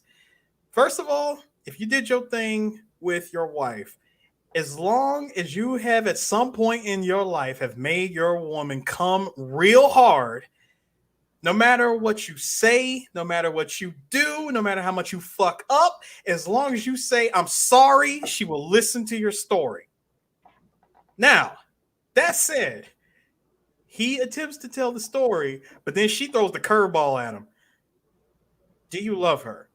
That right there is the hey. That right there is the let's make a deal or break a deal moment. Because if your answer is anything other than no, you fucked up. The fact that some dudes literally no. dropped the ball on that question, I'm like, nigga, just say no. I You really really love don't like you. the Nah, pussy, dick. man. like, bruh, when she says, "Do you love her?" after you clearly have been trying to avoid her, you know damn well that your wife just gave you the easiest alley-oop ever. All you need to do is bring that bitch down and Even if just say no. even if she doesn't believe you when you say no, it at least gives her some semblance of peace of Yeah, mind. it gives Like, her. all right, It does. It all does right. give her a semblance of peace of mind because the moment he said no, it was a one. It was just one time, and you know it was never supposed to carry on the way that it did with all of this shit. You know, it was just one. But when he said it was one time, we actually did it in the park. We didn't show y'all that thing. When he said it was just one time, it was never supposed to happen. Like it was never supposed to happen the way that it happened. Like, please let me explain. So he said, "Let me explain." I'm like, now she's angry. At this point, she's angry. My nigga, I need you to grab that duffel bag, throw in a couple of throw in a couple of overnight clothes, check into the nearest hotel, and keep it moving. Get your deodorant, bro. I just like the fact that like when he tells Beth, when he tells Alex, like, yo, Beth knows.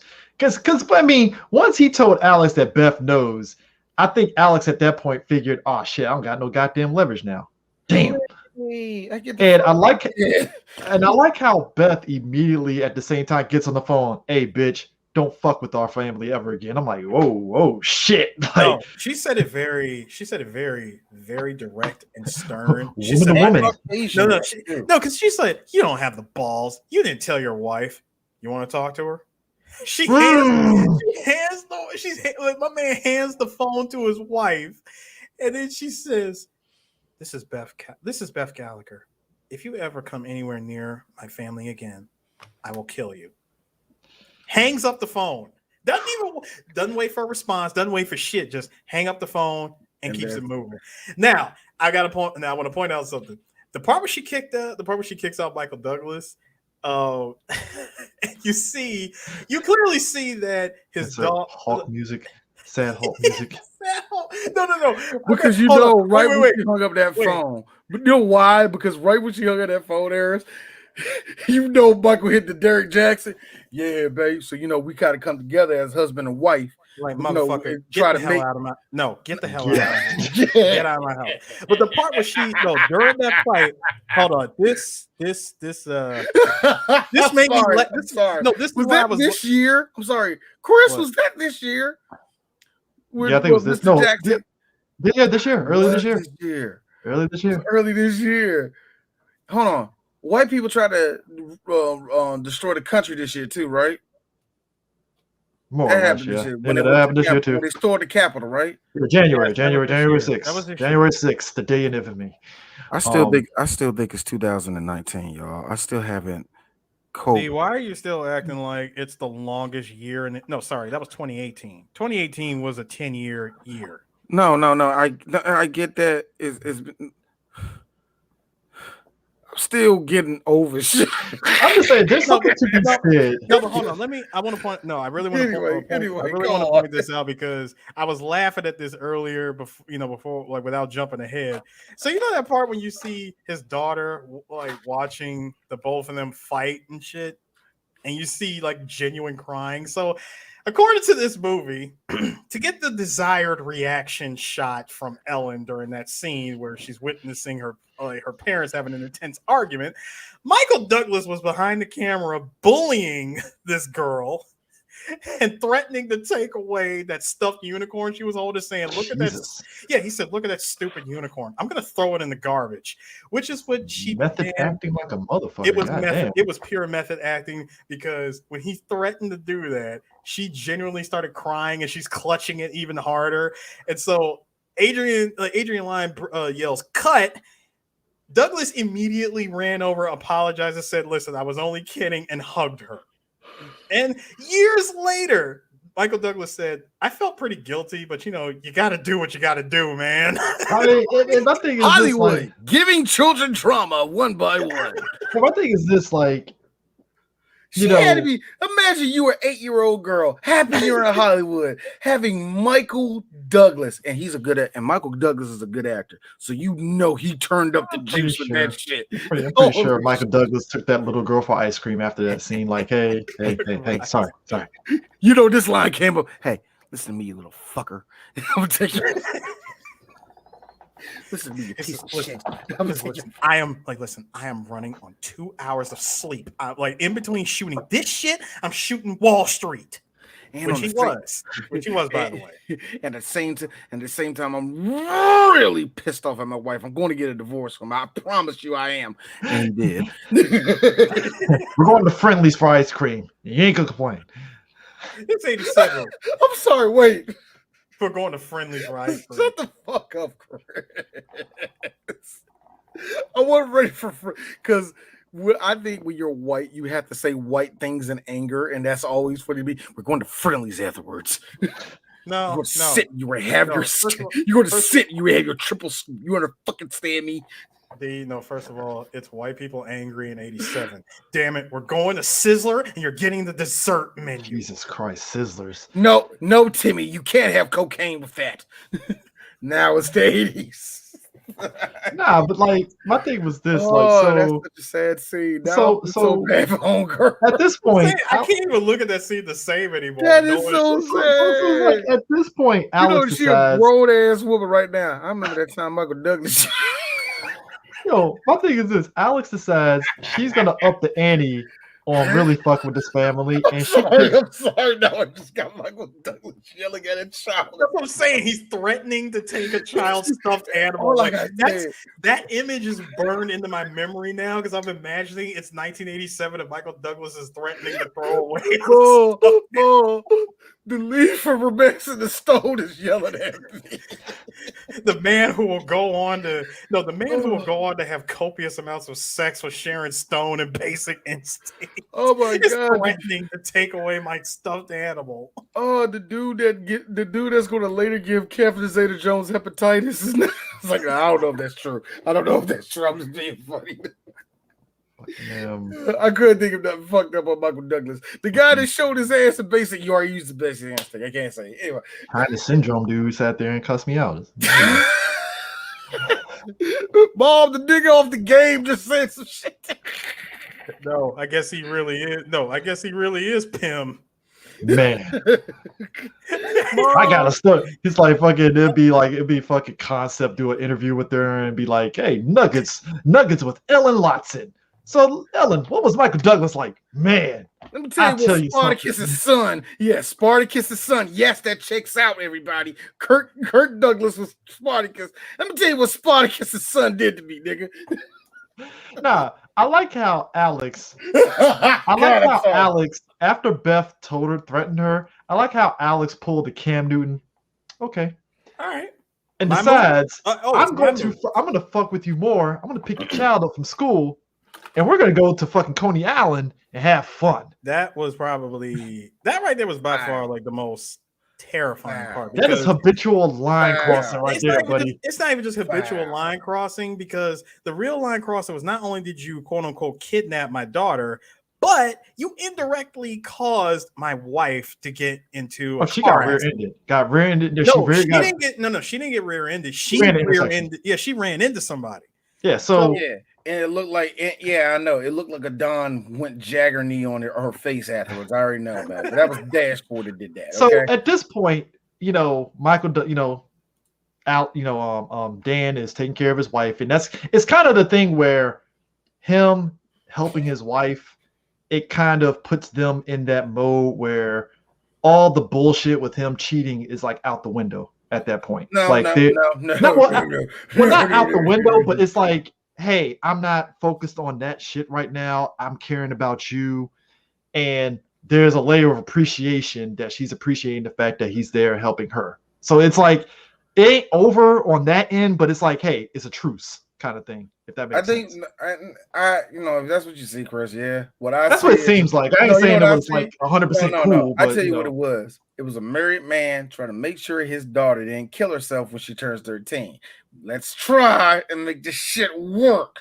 That's what that was. I mean, it's just the vibe. It didn't feel like there was tension, but it felt like, hey, we ain't done with this, but hey, I'm here to make sure. Oh, they ain't fucking. They ain't talking to each other. Well, I mean, other than, hey, honey, I got some pills. I can go downstairs and get some. I'll make you some tea. And she just gave that now, like, okay, whatever. That's cool. My thing is you this. were at that part. I thought you've been before that, nigga. No, Oh before no. that. I mean, I'm just talking. I After like the what I accident and all like that about stuff. all this shit though is that here's my problem. Like, say what you will, like, yeah, she kidnapped the kid. That kid ain't shit. Oh, the kid was just didn't say That shit. kid ain't shit. That kid ain't shit. She just left But with a stranger. my thing is this. No, hold on. Add an insult to injury. Hey, Ellen, give me a kiss. Man, Can I point out something again, gentlemen? You do know that if Alex wanted to kill Ellen, she could have at any point in time. my thing is this. I thought for a moment in the next scene after that, it was like a dream that Alex was having, because I forgot about this part because I hadn't seen the movie in a while. Michael Douglas, I don't think any dude would ever do this in real life. This motherfucker kicked down the doorway with a 4-4 Oh, and no. decided, I'm No, going to no, fucking no. choke. Oh, no, I'm no, like, Chris. whoa. Chris. Wait. Wait. The second you take my child and we don't know where, no, you're getting your ass whooped. I'm probably going to fucking kill you. It was just, You I are think because it asking happens for this whole I think ass because fate. because the scene happened so quick. He kicked the Oh, no. door and was like, whoa. I'm like, Chris, Jesus. Chris. It happened the way it needed to. No, that needed to happen. Sudden, That needed to happen. loud, and quick. Yes. See, understand something, Chris. First of all, my man waited outside. He didn't ring the door to give her any type he of kicked the door warning. down. No. He wouldn't. No, because remember, you got to get into the building 1st. Mhm. He waited for 3 people that was on their way to, I don't know, Cheddar's or something. They was on their way to go somewhere. My man grabbed the door before it It's closes. the 80s. They were on their way to get cocaine. Come on. Whatever. I just insert name of establishment. There are 3 people that were going clear off Said screen. Cheddar's, and that's an establishment from the 2000s, dog. What are you doing here, man? I'm just throwing, like I said, I'm throwing. That's like me saying they went to the 40/40 club, all right? No, stop. No, don't stop, because you're going to make Eric say, all right, they went to, I don't know, Mario Luigi's down the street. You happy? All right, like, You're all gonna right, all make right. him do that. All right, fuck it. They were on their way We to went to the Studio. deli. Listen, no, they were on their way to Studio 54. Moving There you on. go, there you go. No, There you it's go. like this, but it was 3:00 in the day. Whatever. I don't know. Whatever. Moving on. My man opens the door and just solid snaked his way up to her apartment. All he did was just tap on the door very subtly. Dude. She opens I it. liked it because he could have got the key and walked right into it. He knew where her He key could is. have. He knew. Yeah, he definitely knew where the key was, and he said, "No, I'm gonna have her open the door because I want to bust this door on her Relax and face." take notes. Well, take notes. Man, my man literally was choking her out Yo, and that then nigga let her stupid go. kicked that door open, young. Dan pulled a solid snake and CQC the knife out of her hand. Yep. And I'm like, threw her ass on the ground, like, nah, bitch, you ain't gonna, no. I Like, loved it. No, I did you love like, it. did you like how when she first opens the door, Michael Douglas literally tyrant slaughtered the door? Man. Just that mom. I liked it because she thought she got away from that choke out, and he just grabbed her and threw her against the wall. Here's the fun part. Here's the fun part. Me and my wife. Yeah, she a baby bummer. Yeah. That's a one in do a that nowadays. that's a 1 in a million chance that you do that to one of them, and it's like, ooh, what you doing? No. Now, if you do that to any girl that was born after 1979, yeah. That don't work. You'd be like, oh, so now you trying to fuck. It's like that shit from Civil War when fucking Black Widow hit Rumlow, and he's like, that don't work on me anymore, lady. Remember, we did Swim Fan not too long ago, and we said, well, the problem with that one was homeboy walked up to her, he pulled her by her hair, and then proceeded to whisper Also, in her ear. Let's be real. You're D. an idiot. You're an idiot. Let's be real, D. The difference is, Jesse Dude and Swim Fan, he was a nice guy, so like his pull and like jack up game wasn't quite on Michael Douglas level. Like, Michael Douglas came, like, as we say in the FGC, Michael Douglas came in there to play to win. All right, He he did. played to win. He was like, nah, bitch, I gotta make a statement. Jesse and Swim Fan, he was being nice with the hair pulling, like, I don't want to kill you because I'm nice. We're in the back of we're in the back of a library, so it's ironic that I'm supposed to kill you. Yeah. So quietly. it's like he's too nice. Michael Douglas like, nah, bitch, I came to play to win. Here's the I want the problem. cops to come up here. I want the cops to come up here because your ass will go to jail. No, see, here's the problem. No, here's the problem with Michael Douglas's motive here. See, number one, you snuck into the building. Number two, you busted down the door. Number three, you were choking her out in her home. Harris, he's Now, white. it doesn't He's matter. white. It does not. No, Chris, stop it. You cannot use he's white. No, seriously, look at this shit from a cop standpoint. From this, like from a cop's viewpoint, this would look like a simple breaking and entering, and you attempted to murder this woman in her own home. I hate to be that person. Harris is right. This is just an episode of SVU. It's really that's Exactly. all. You're right. So again, whatever the reason, whatever the motive was, because guess what? The motive behind that, the reason why he did it, so she kidnapped my daughter. She did this. Is your daughter hurt? No. Like was your daughter at any point, suffering any type of trauma? Well, she did kill the bunny. That's irrelevant. Well, then the daughter probably definitely for sure wasn't going to say that the lady was mad at her because he That's was what like, I'm "Well, the saying. lady got me ice cream. She got me ice cream. She took me home. We was took me on a ride and everything, and then she, we came home. So your daughter was completely unharmed. You came to this woman's house and murdered her right there on the spot. So you're a lawyer. I would say I hope you lawyered up, but you really have no case. Just like your fat friend in your fat friend in the attorney's office was like, what kind of case do I got here? I'm gonna be honest with you, Dan. It ain't good. It really ain't good. I mean, that house, that kids. I just find it amazing. All of that. That's why he stopped himself, because he knew if I killed you in your own home, how the fuck do I explain this to the cops? Hey, lawyers do what lawyers do. And I mean, the thing of it is too. Smart about it. This ain't Fatale, where the law was on Hillary Swank's side. Because she was the law, sir. That's what I'm saying. She was law. That being said, like I said, see, that's the reason why I like Fatale. Only because Hillary Swank was having way too much fun being a fucking heel. I wish we got the Judge Dredd moment in Fatale where Michael Ealy was like, "You're not the law." No. He actually did say something like that. She was like, "You see this badge? I am the law, baby." It was something where he's like, "You gonna do this to me?" Yes, I can. What? Oh, because you're just a lawyer, and I'm the law. In front, yo, Yes, in front of his family too. In front of his family, she said that shit too. That's the funny part about that. I was like, man, in front of his mama and his brother, like, goddamn, like, that's some bullshit. She embarrassed that nigga. I was like this. It would have been great. Oh yeah, he thinks my box is amazing.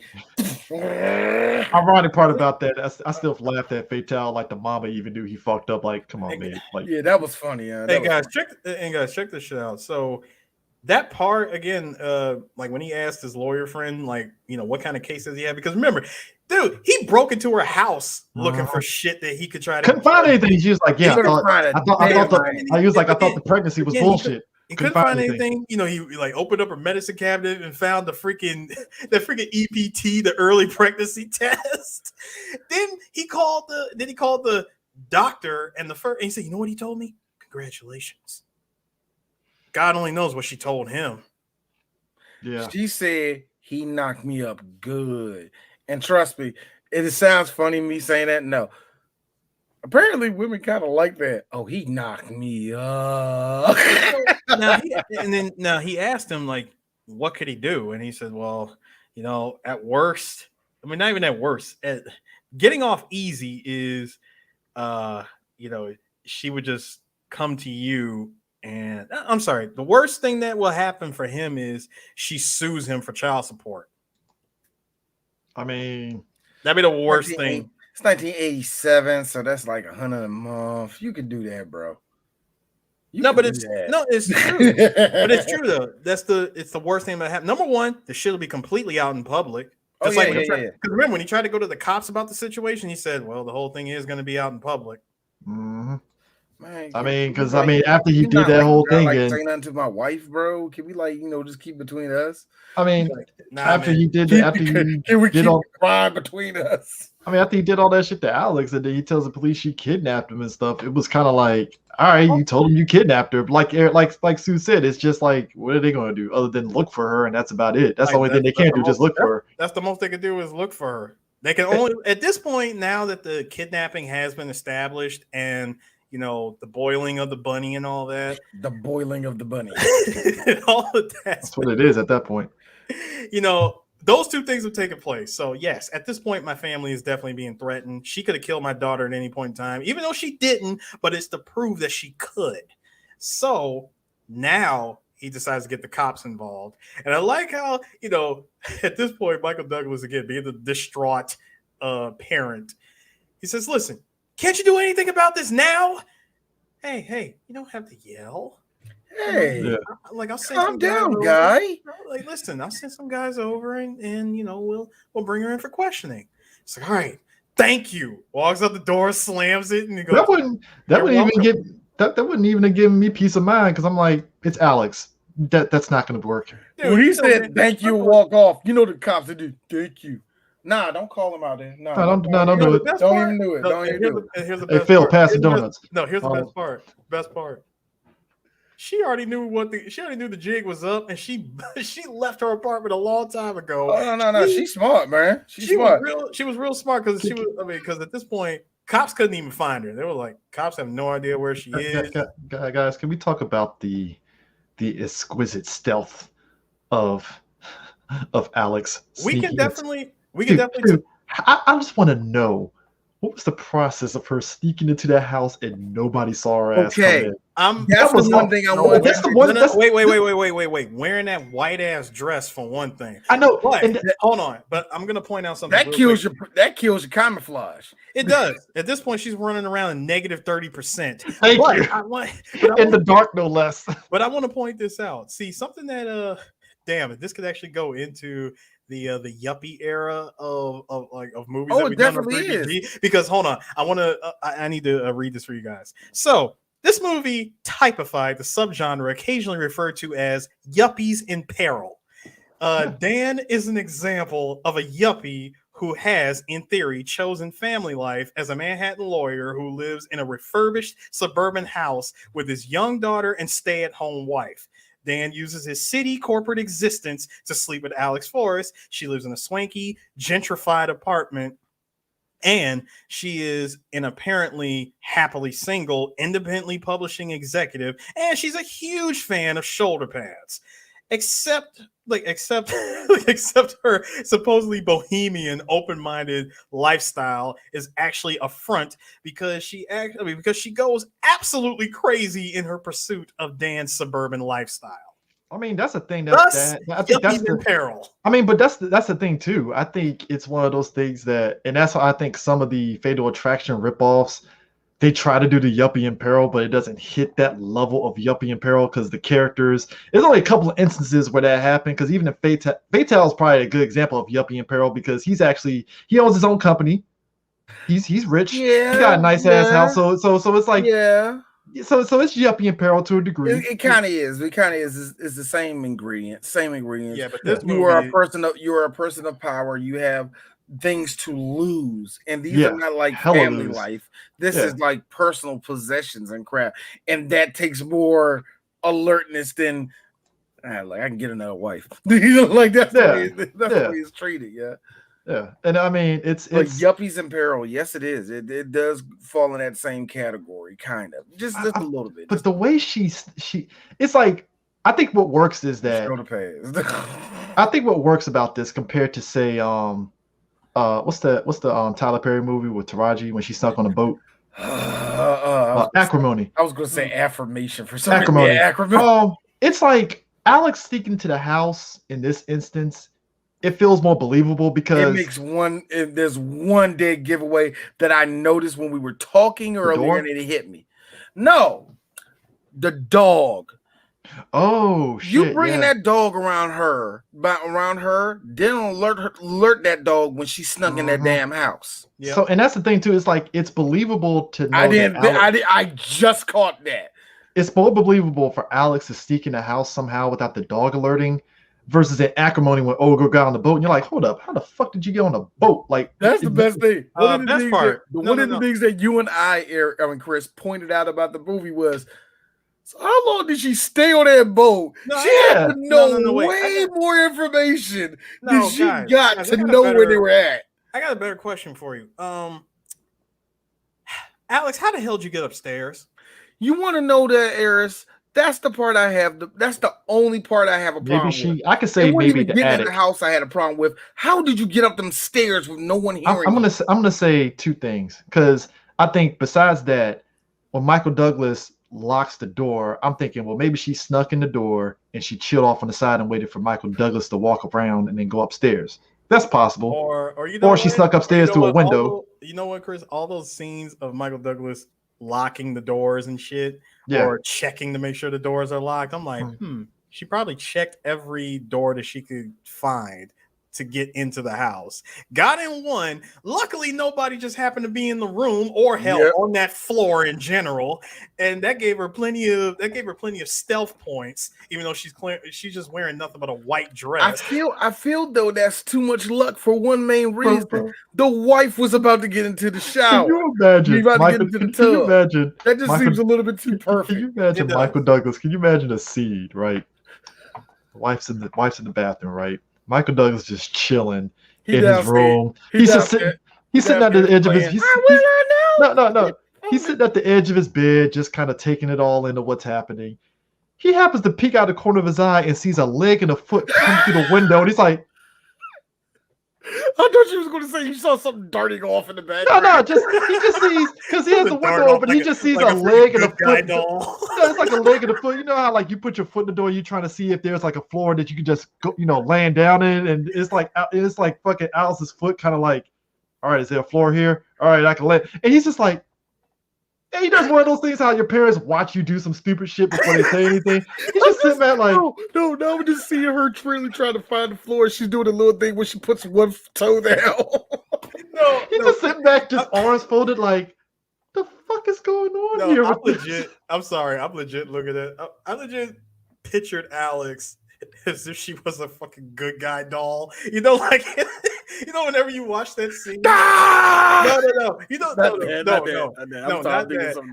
I'm talking about a good guy doll where you clearly see Chucky darting off in the background, trying to be faster than the camera, but you saw him. The thing about Michael Douglas, like you said, sitting on the edge of the bed, all of a sudden you hear Stewie's footsteps. Yes. That's just something that was just pictured in my head, because it's just always those moments where it's just like arms folding, looking like the audacity, like just the roll, like really. You really think about it. You really thought this would work. Yo, think about it. He down there. He making tea for his wife. He's just blasting. Don't you stop it? Don't you? Actually, no. The perfect song to play in the background while he's trying to put the tea together, and again, he's doing everything to stay on his wife's good side, even though she clearly forgave him after he came to her aid when she's in the hospital. Right, boiling the water, got the tea bag, got the honey right there for her, and all that shit. It's 87. The perfect song to play is Stevie Wonder's Skeletons. Look, come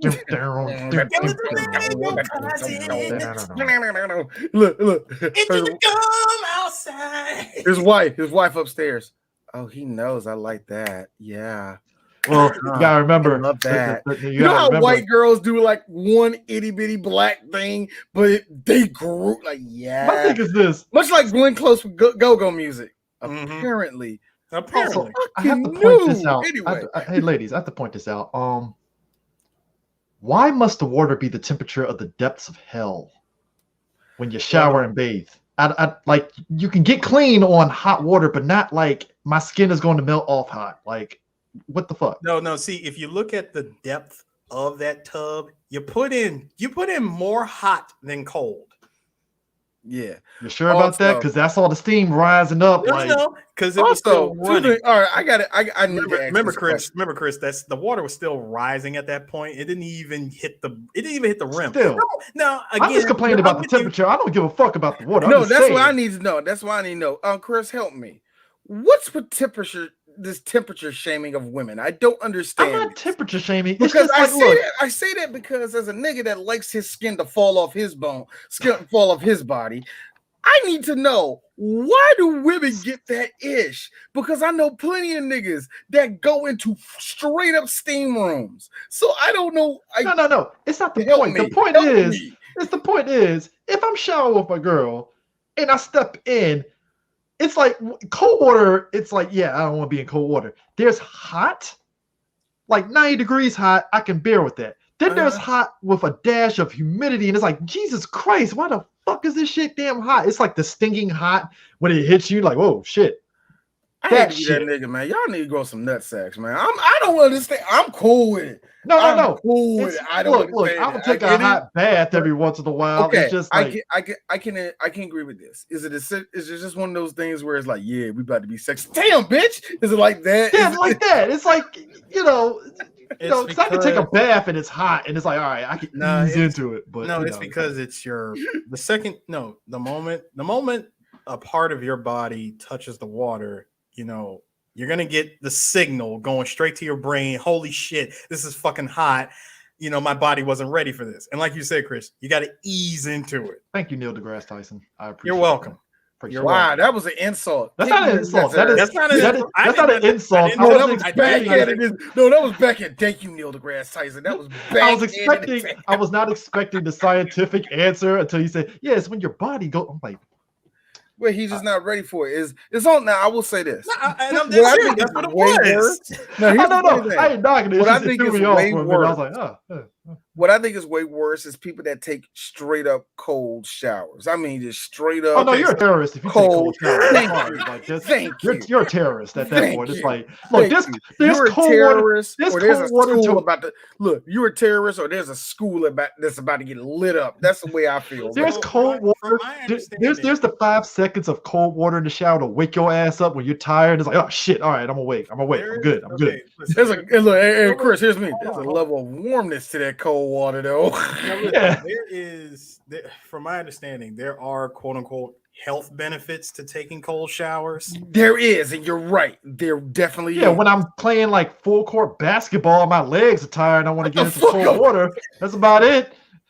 Supposedly it wakes up your muscles faster than doing a regular ass warm up. I need cold water to wake up my muscles. All right.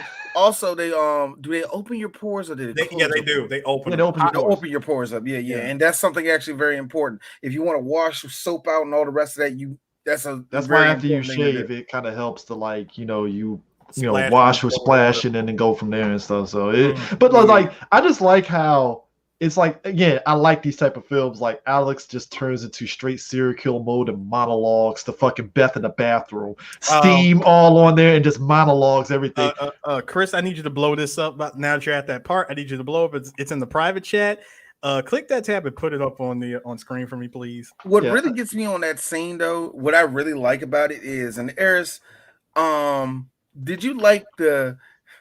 Go ahead. You're gonna cut your leg doing that. Can you stop doing that? Please stop doing that. You stop doing that. See you to cut yourself. And I know you're crazy to put the knife down. It was all Glenn Close played good deranged woman. The best part is when she turned into a Susan early in the movie. You have to respect me, Dan. I deserve it. Not be ignored. Not be ignored. I like it because there's a level of laughter. I will not be ignored. Let me tell you something. I have been in arguments with women and they get that way, and I immediately shut up. I'm like, oh no, you crazy at this point. You sit back and not say anything. Black woman wants your attention. Can you put it up? Oh no, I'm about to. No, what are you about to say, D? No, I'm saying, man, it's just that level of like, oh my, no, this is not a game. This ain't going this way. You're not doing this. I won't be ignored, Dan. The look on her face like, nigga. How dare you? Did you think that the audacity have this? Last I checked. Hold up, you only put it in the private chat. I didn't see the other one. I did. I put it in the private chat. I didn't see not it. The 3VG one. I put it in our regular chat. The regular private chat here just says the quote, "You're a hypocrite." That's it. Yeah. Can you put that up on screen or not? Can't really blow it up. You can't put these on screen. Yeah, you can't do the private chat on there. Wait. Hold on, I got you. But yeah, you're a stupid, selfish bitch. So Beth. There you Now go. Alex said that to There you Beth. go. Look, there you go. Put that in there. I'm like, yeah. Well, it can't even do it on here either. Dead serious. Damn it. Anyway, Wait, just say the line. no, Just say the line, Eric. I will. No, I will explain. So, this is a trope, by the way. The hypocrite movie trope. Alex, you're a stupid, selfish bitch. Said by Alex to Beth, the woman she cucked. Like she's married to him. At that point, it's like, really? She's self. I'm like, how am I? And before one of you girls said, "Oh yeah, y'all can get cucked." Very true. In fact, probably one of you all right now. I hate to be that person. So we got two ending scenarios that took place here. The first one is the one that everybody knows, which is she attacks Beth in the bathroom, and by the way, I love choking. Like it wasn't even choking. No, it wasn't even choking. At this point, she's just attacking her with a knife. She's trying to get away. I was scared And for when- Beth no, because the best- a crazy the best chick with a part- knife in hold a on. wet ass fucking bathroom. Hold on. The best part about this is the moment Michael pulls the freaking pot off of the freaking eye. That's when he hears his wife scream. Oh My man- no, sir. You're forgetting the fact that the dog saw the water dripping because the tub is overflowing, You're right. and he noticed the drink was dripping, yes. and then he heard the scream. Yes, there was Again, that- okay, there was Dog that. has there was not that part. moved 1 inch. There was that part. So he sees that my man beelines it straight for the bathroom. And let me tell you, hold on, let me tell you something. Did you love his sin for the man attitude and speed? My man comes roaring in, literally screaming, and goes straight for he goes straight for her freaking neck. Yo, He's he takes the choking. slice to the arm, and yo, I mean, he slices him on the arm, and it doesn't budge him getting his hands around her no. fucking neck. Like, No. fuck that. You want to know why? You want to know why that was the case, Chris? You see, Michael Douglas learned from one Kurt Russell. You see, when a man bleeds, it's just tissue. That's simple. Yeah. Yo, in the heat of the moment. I'm about to say adrenaline's pumping at that point. In the heat of The the woman, moment, look, you gotta think dude. about it, Chris. You gotta think about it. You're now going into the room with 2 women that have sucked your penis. Yeah. One of them gotta go. Yep, one's got to go. Oh, you hyped. It's literally the ending of The Good Son, I where would just say this. I gotta choose. Sophie's choice. I gotta choose. Like, which do I let go? Lord of the Rings or Getting Even with Dad? Which one? Sorry, getting even with Dad. I love you, Ted Danson. Yeah. You kiss my No. We let it go. My brother will be a better actor than me. Oh God. No bullshit. Nah, The young Culkin, he's Rory. actually pretty damn good. It cuts to him not splashing, just the inverted shit like fucking dude in Teenage Mutant Ninja Turtles 3. Not even a thud. Like you just With the zoom out, the falling implosion. to your death. The implosion. But no. No, but when he chokes her out in the tub, I like how it goes for the dramatic when she stops flailing and stuff, and it's just like Stuck there. Michael Douglas literally pulling the Peter Griffin. Chicken, gave me a bad coop. Ah! Can I just say something? Resurfaces out of the water and just waving the knife. Can I just point out the fact that, like, I like how Beth, maybe it was her woman ultra instinct that kicked in that moment. She came back with the fucking blicky and was like, no, it wasn't just ultra instinct. She kept a promise. It was the Rick Grimes with the red machete in the church move.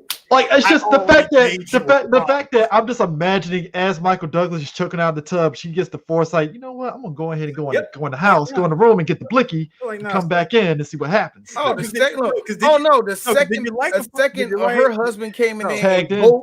that's what I'm saying. The second he came in and Goldberg spilled her, she went right to the room for that thing. No, the part, and this is how you know that the gun was coming. You knew the gun was coming because you saw Michael Douglas checking his drawers.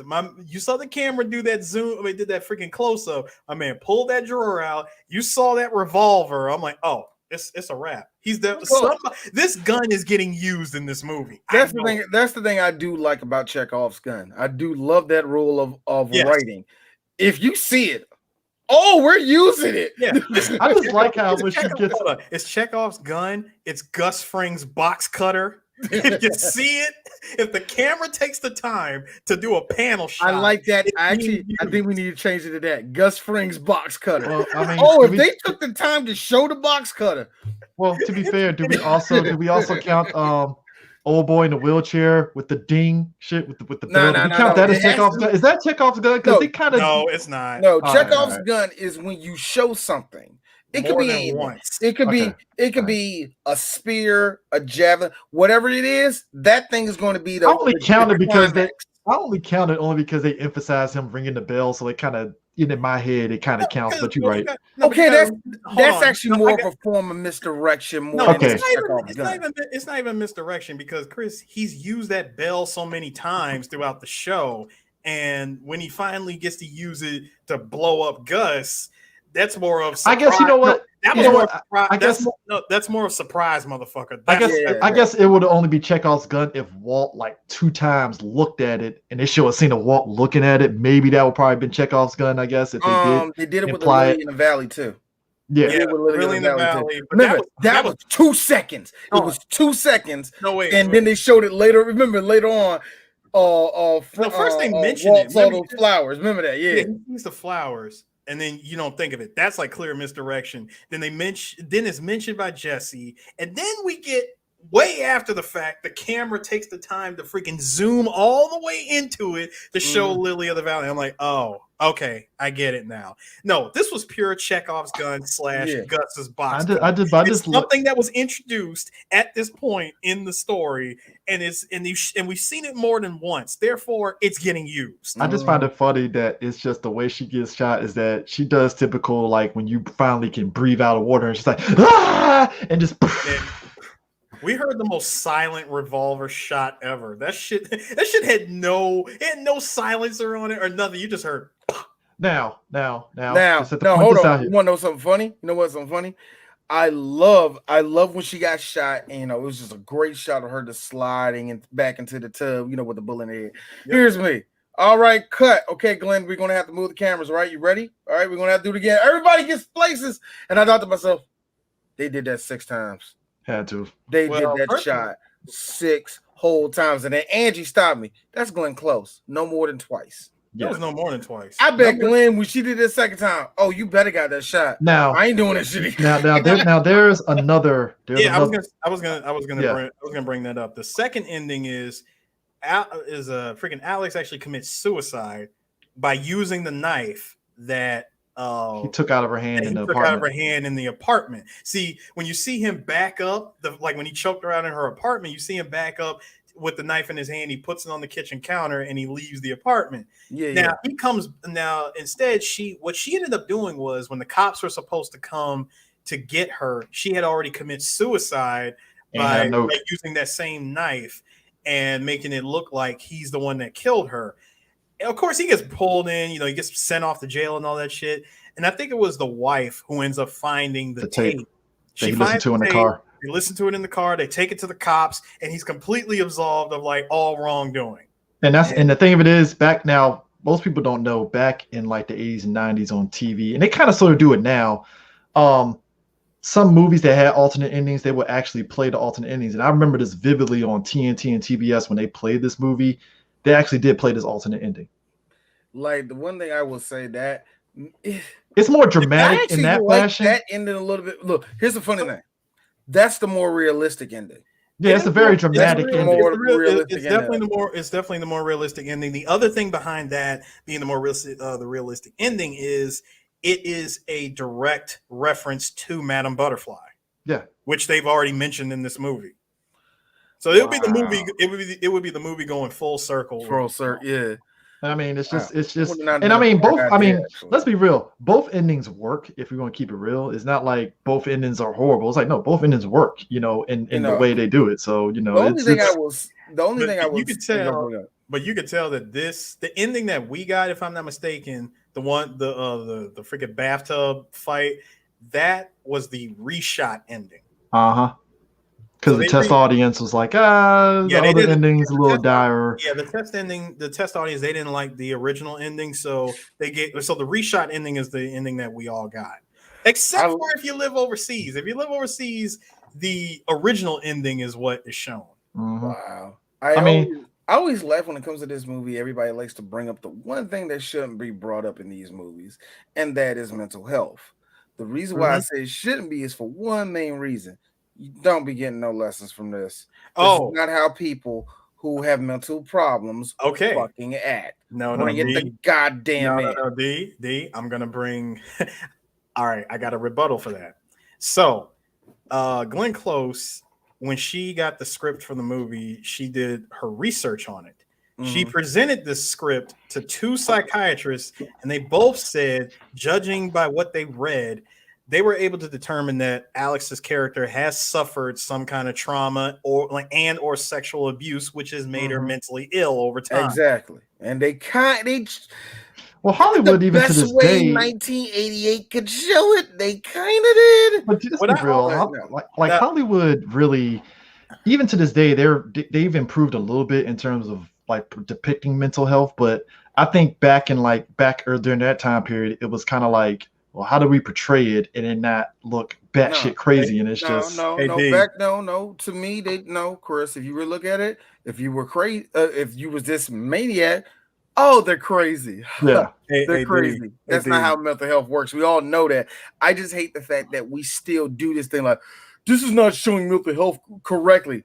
You're watching Batman. Stop it. Stop. Hey, D, check this out, man. Time for me to be ain't shit for a second. So, seeing how Alex got shot directly in the chest, dies right there on the spot, and it was Beth that did it. If Alex was really telling the truth and she was pregnant, double homicide. I mean, that's provided if she was. No, I'm mad. If she was I'm mad.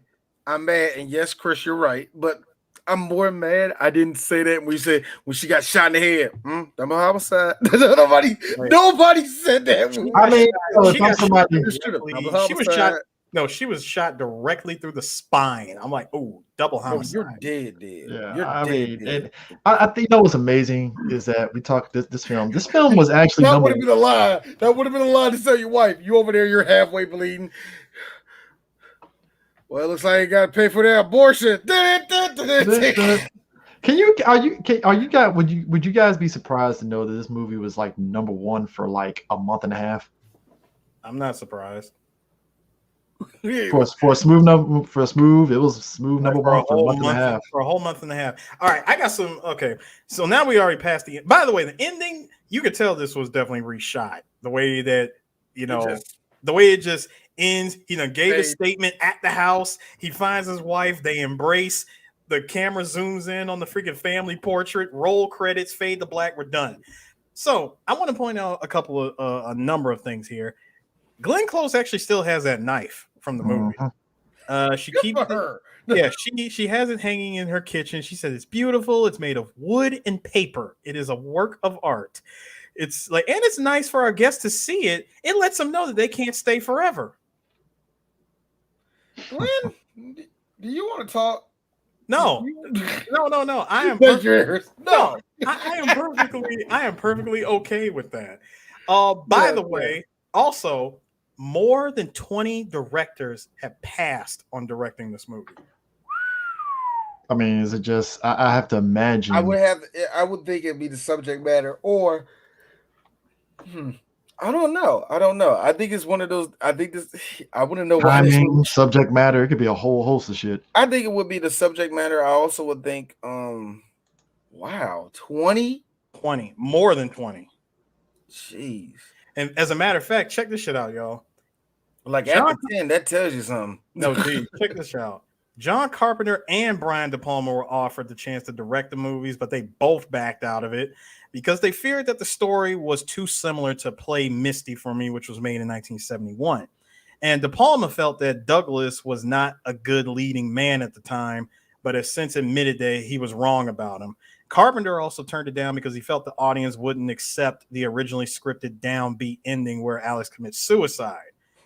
And John Borman also was offered the chance to direct the movie. He was also offered a chance to direct, but I think he turned it down due to his personal wartime childhood memoir, Hope and Glory, which came out in '87.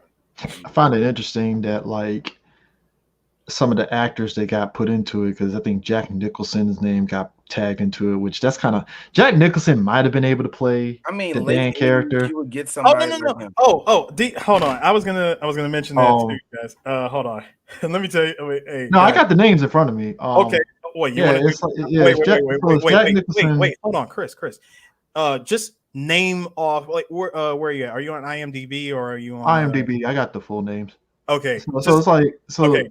Hold on. Do the full just say all the names because I know that's what I was doing. Yeah, I was gonna say because D is a whole host of names. I got it's a who's who of 80s actors when it comes to Dan, which it's expected. John Voight, Bruce Willis, John Travolta, O.J. Simpson. Wow. Stop. No, don't say anything. Keep Keep Martin going. Sheen. Wait, Dan Hedaya. Yeah. Wait, hold on. Let me finish. No, after OJ. Let him finish. No, because Dan Hedaya ain't even on here. No, that's what I said. Who did you say after OJ? I was about to say Martin Sheen. That's what I was about to say. Okay, go ahead. Martin Sheen, Sylvester Stallone, Arnold Schwarzenegger, Dennis Quaid. I can buy that. No. Al Pacino, Bill Murray, which is like what the fuck. No, I got an even more what the fuck. No. Rick Moranis, what the fuck? Rick Moranis. He was doing stuff in the 80s, so that would have been sure. That would have been amazing.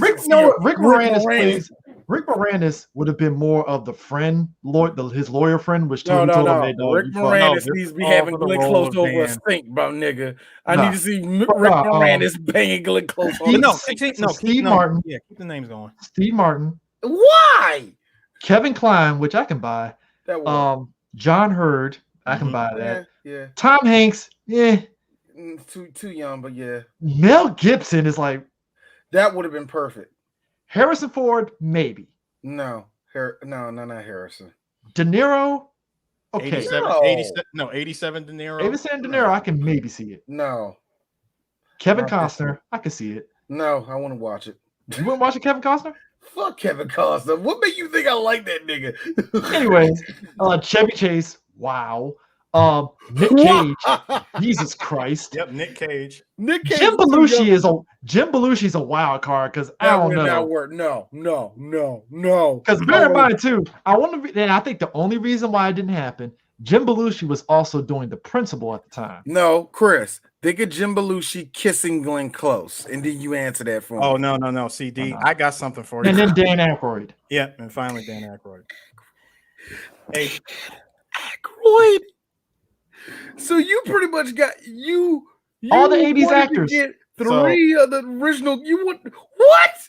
Okay, hold on. Now I got a list for you though. This is a Stallone. Stallone. That's a good Stallone. One. D, hold up. Let me go down this damn laundry list. I did. D for the women. Rosanna Arquette, Christine Baranski, Ellen Barkin, Kim Basinger, Jennifer Beals, Candice Bergen, Jacqueline Bissett, Murphy Brown. Hold on, like Kate Capshaw, Stockard Channing, Cher, Jamie Lee Curtis, Beverly D'Angelo, Gina Davis, Allison Doody, Julia Louis-Dreyfus. Was it Christine Julia Louis-Dreyfus with Morgan Fairchild, Carrie Fisher, Jennifer Grey, Melanie Griffin, even the Carrie Fisher, Morgan Fairchild. Come on, bro. Fawcett, Jodie Foster, Linda Hamilton, Daryl Hannah, Goldie Hawn, Holly Hunter, Amy Irvin, Olivia Newton-John, Diane Keaton, Cheryl Ladd, Jessica Lange, Jennifer Jason Leigh, Kay Lenz, Heather Locklear, Amy Madigan, Madonna, Kelly McGinnis, Bette Midler, Demi Moore, Lena Olin, Catherine O'Hara, Jennifer O'Neill, Annette O'Toole, Michelle Pfeiffer, Annie Potts, Mimi Rogers, Isabel Rollins, Meg Ryan, Susan Sarandon, Jane Seymour, Ali Sheedy, Sybil Shepherd, Helen Slater, Sissy It's just a spacey. Thank you.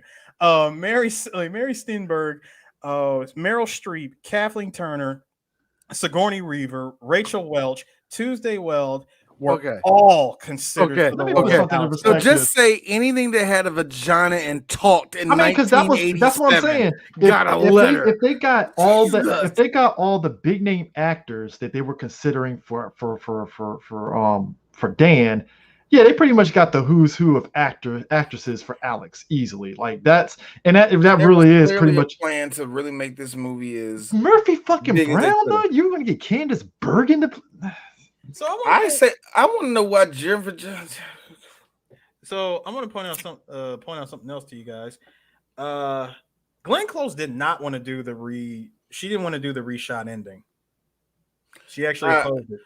I can understand that I can because totally just understand because, like I said, the original ending is very more dramatic in a tragic way, kind of thing and stuff. Also, she's also one of those actresses, one of those those brilliant actresses of the 1970s and 80s that went to the B. Arthur School of nigga. I went to school. I know how to read scripts. Also, so the other thing about the director of this movie, to this day, I think it was in the 2002 director commentary. He said he regretted that shot. It was a shot when she was getting choked out in the tub where her eyes went like freaking ghost white and shit. And that was all because of the freaking those cosmetic contact lenses that she was wearing. And they said it was a bit over the top. I mean, he felt that scene was a bit like just that shot alone. If he could go back, like if he was to release that movie again, he would make sure that shot would have been cut out. Yeah. I mean, I get that. It is. I mean, I think out of all those names, there was another name that they were bouncing around too, which I can believe Christopher Reeve. They wanted Christopher Reeve for Dan, which I think people forget. Like when you look past Superman, it's like Christopher Reeve was a good dramatic actor. I can buy him. That Superman pretty much put him on the map. It's no. It stabbed himself in the career because remember, nobody wanted to hire him. He had to go out of pocket to make Street Smarts because nobody was like, "Come on, Chris, you're Superman." Yeah, imagine if you will. I'm sorry, Mr. Rock. I'm sorry, Mr. Downey. You're Iron Man. You're Tony Stark. Like that's so stupid to hear that. Whatever. Here's something else that also I feel for Glenn Close on this, and the other reason why she hates the reshot ending. So during that time when she filmed it, she actually had to be rushed to the hospital and suffered a concussion, and she found out she was actually pregnant at the time. Damn, irony. I know, right? Irony. So get this. Tell me why that was it way after the movie got released? Everybody in the audience laughed when they saw her and Michael Douglas at the Oscars that year because they saw her pregnant and she was getting nominated for this movie. Wow. Because of the irony. Fucking damn. Fucking Michael. If basically her fucking husband John Stark sat there and fucking impregnated her ass before the movie started. Now, me and Angie, we sat and talked about Glenn Close's 3 husbands. Her last husband, she loved that nigga. What, David Shaw? Yeah, David Shaw. Oh, like we say that because see how long she stayed with him? She's like, yeah, she loved him. She loved him. Here's me looking at the divorce. That was actually her most fair divorce out of all 3 of them. Yeah, it really was. Hold on, sorry, Chris. Since you mentioned Tom Hanks, you know the funny thing about Tom Hanks, this movie was referenced by him in Sleepless in Seattle for his reason of not wanting to meet new women. Yeah, that was the whole crux of it and stuff. Is meeting all these new women, and it's like, oh man, this woman gonna go batshit crazy and shit. Here's another funny part about Alex's character. Glenn Close, her character states that she was 36 years old, and she says, this might be the last chance I have to have kids. Glenn Close was actually 40 when she filmed this movie. Kind of to say something, it still goes to my theory. It goes to my theory that I think age. I feel age in a different ass lady. I think age in an era is different than age now. I'm sorry, no, it definitely is. Because and I really mean this. This mean I ain't being sarcastic. Thank the baby boomers for that. The baby boomers, their biggest thing was we're not old yet. And a lot of them still ran of that thing. That's why we got a bunch of them. They're about to hit 70 right now. It's like, okay, you had it long enough. Come on. It's like this. Yeah, you're still young, man. That's why I still go back to that picture of the old dude from 227. It's like, this is 24. And I was like, I mean, you black in America. That's a rough life right there already. So, you know. Now, hold on. For all of us millennials, though, I said for all of us millennials, though, it doesn't really doesn't hold up too well. Not all of us get to make it. You want to know why? Thanks to Little Miss, this one time in band camp, she's been having a lot of trouble getting work because it's still a thing, Chris. I keep trying to stress that. Oh, the sexism is still and racism in Hollywood is still there because she's too young. They look at her and say, "Look, you're too young to play a mom." But then you're too old to play the cute girl in a story. Well, why can't I play a mom? You're too old looking. Which is ironic. Because old girl that's Beyonce's that's like her cousin or whatever, Bianca Lawson, she's in the same category. But the thing is, Bianca Lawson is like, all right, we're gonna put you in this school where you put you in this show where you're playing like a senior and a teenager, but then we'll also put you in the show. She's now playing her age, 30. But but I know she's like 45, but still. But they still put her in their young adult roles, but then they'll still switch her up and be like, all right, you're playing a single mom. And I'm like, hey, all right. I think Alexis Fields got it worse because remember she was still getting roles as like a college student, and then I guess when she got pregnant, it was like, wow. So you're 49 yet? So you're 49 now. I'm what, nigga? So guys, you guys find it hilarious that according to Glenn Close, people still come up to her and tell her, "Thanks, you saved my marriage." I don't think it's not so much now, but I think back then she probably got it a hell of a lot. Oh yeah, back then she probably according to her, people still tell her thank you. Oh, no, I see the quote. No, I totally believe it. I totally believe it. No, I totally believe it. I believe it. I believe that people tell her that now. Not back then, but she said people still come up to her and tell her thank you. Because you gotta think there's a difference between this movie and all the rest of the clones of it. This one is the most genuine. There was actually like I said, it was the most genuine of all of them. There was actually real acting in this. There was actually real writing in this. There was actually real direction in this. This movie they were trying their best to make a movie like this. Now, yeah, I kind of do agree with Glenn Close. The end was dumb, but hey, this movie it was a Hollywood ending. This movie, let me tell you something. If you're married, you'll see this movie in a whole different other light, bro. I ain't seen this movie when I was single. Now I'm seeing this movie as a married man with children. Yeah. I understand why people still walk up to it. Girl, my nigga was about to fuck the whole neighborhood. I would like to introduce the HBO played your movie. AD, I'd like to introduce Karma Houdini. Pretty much. No, hold on. So Karma Houdini is Alex in the original ending.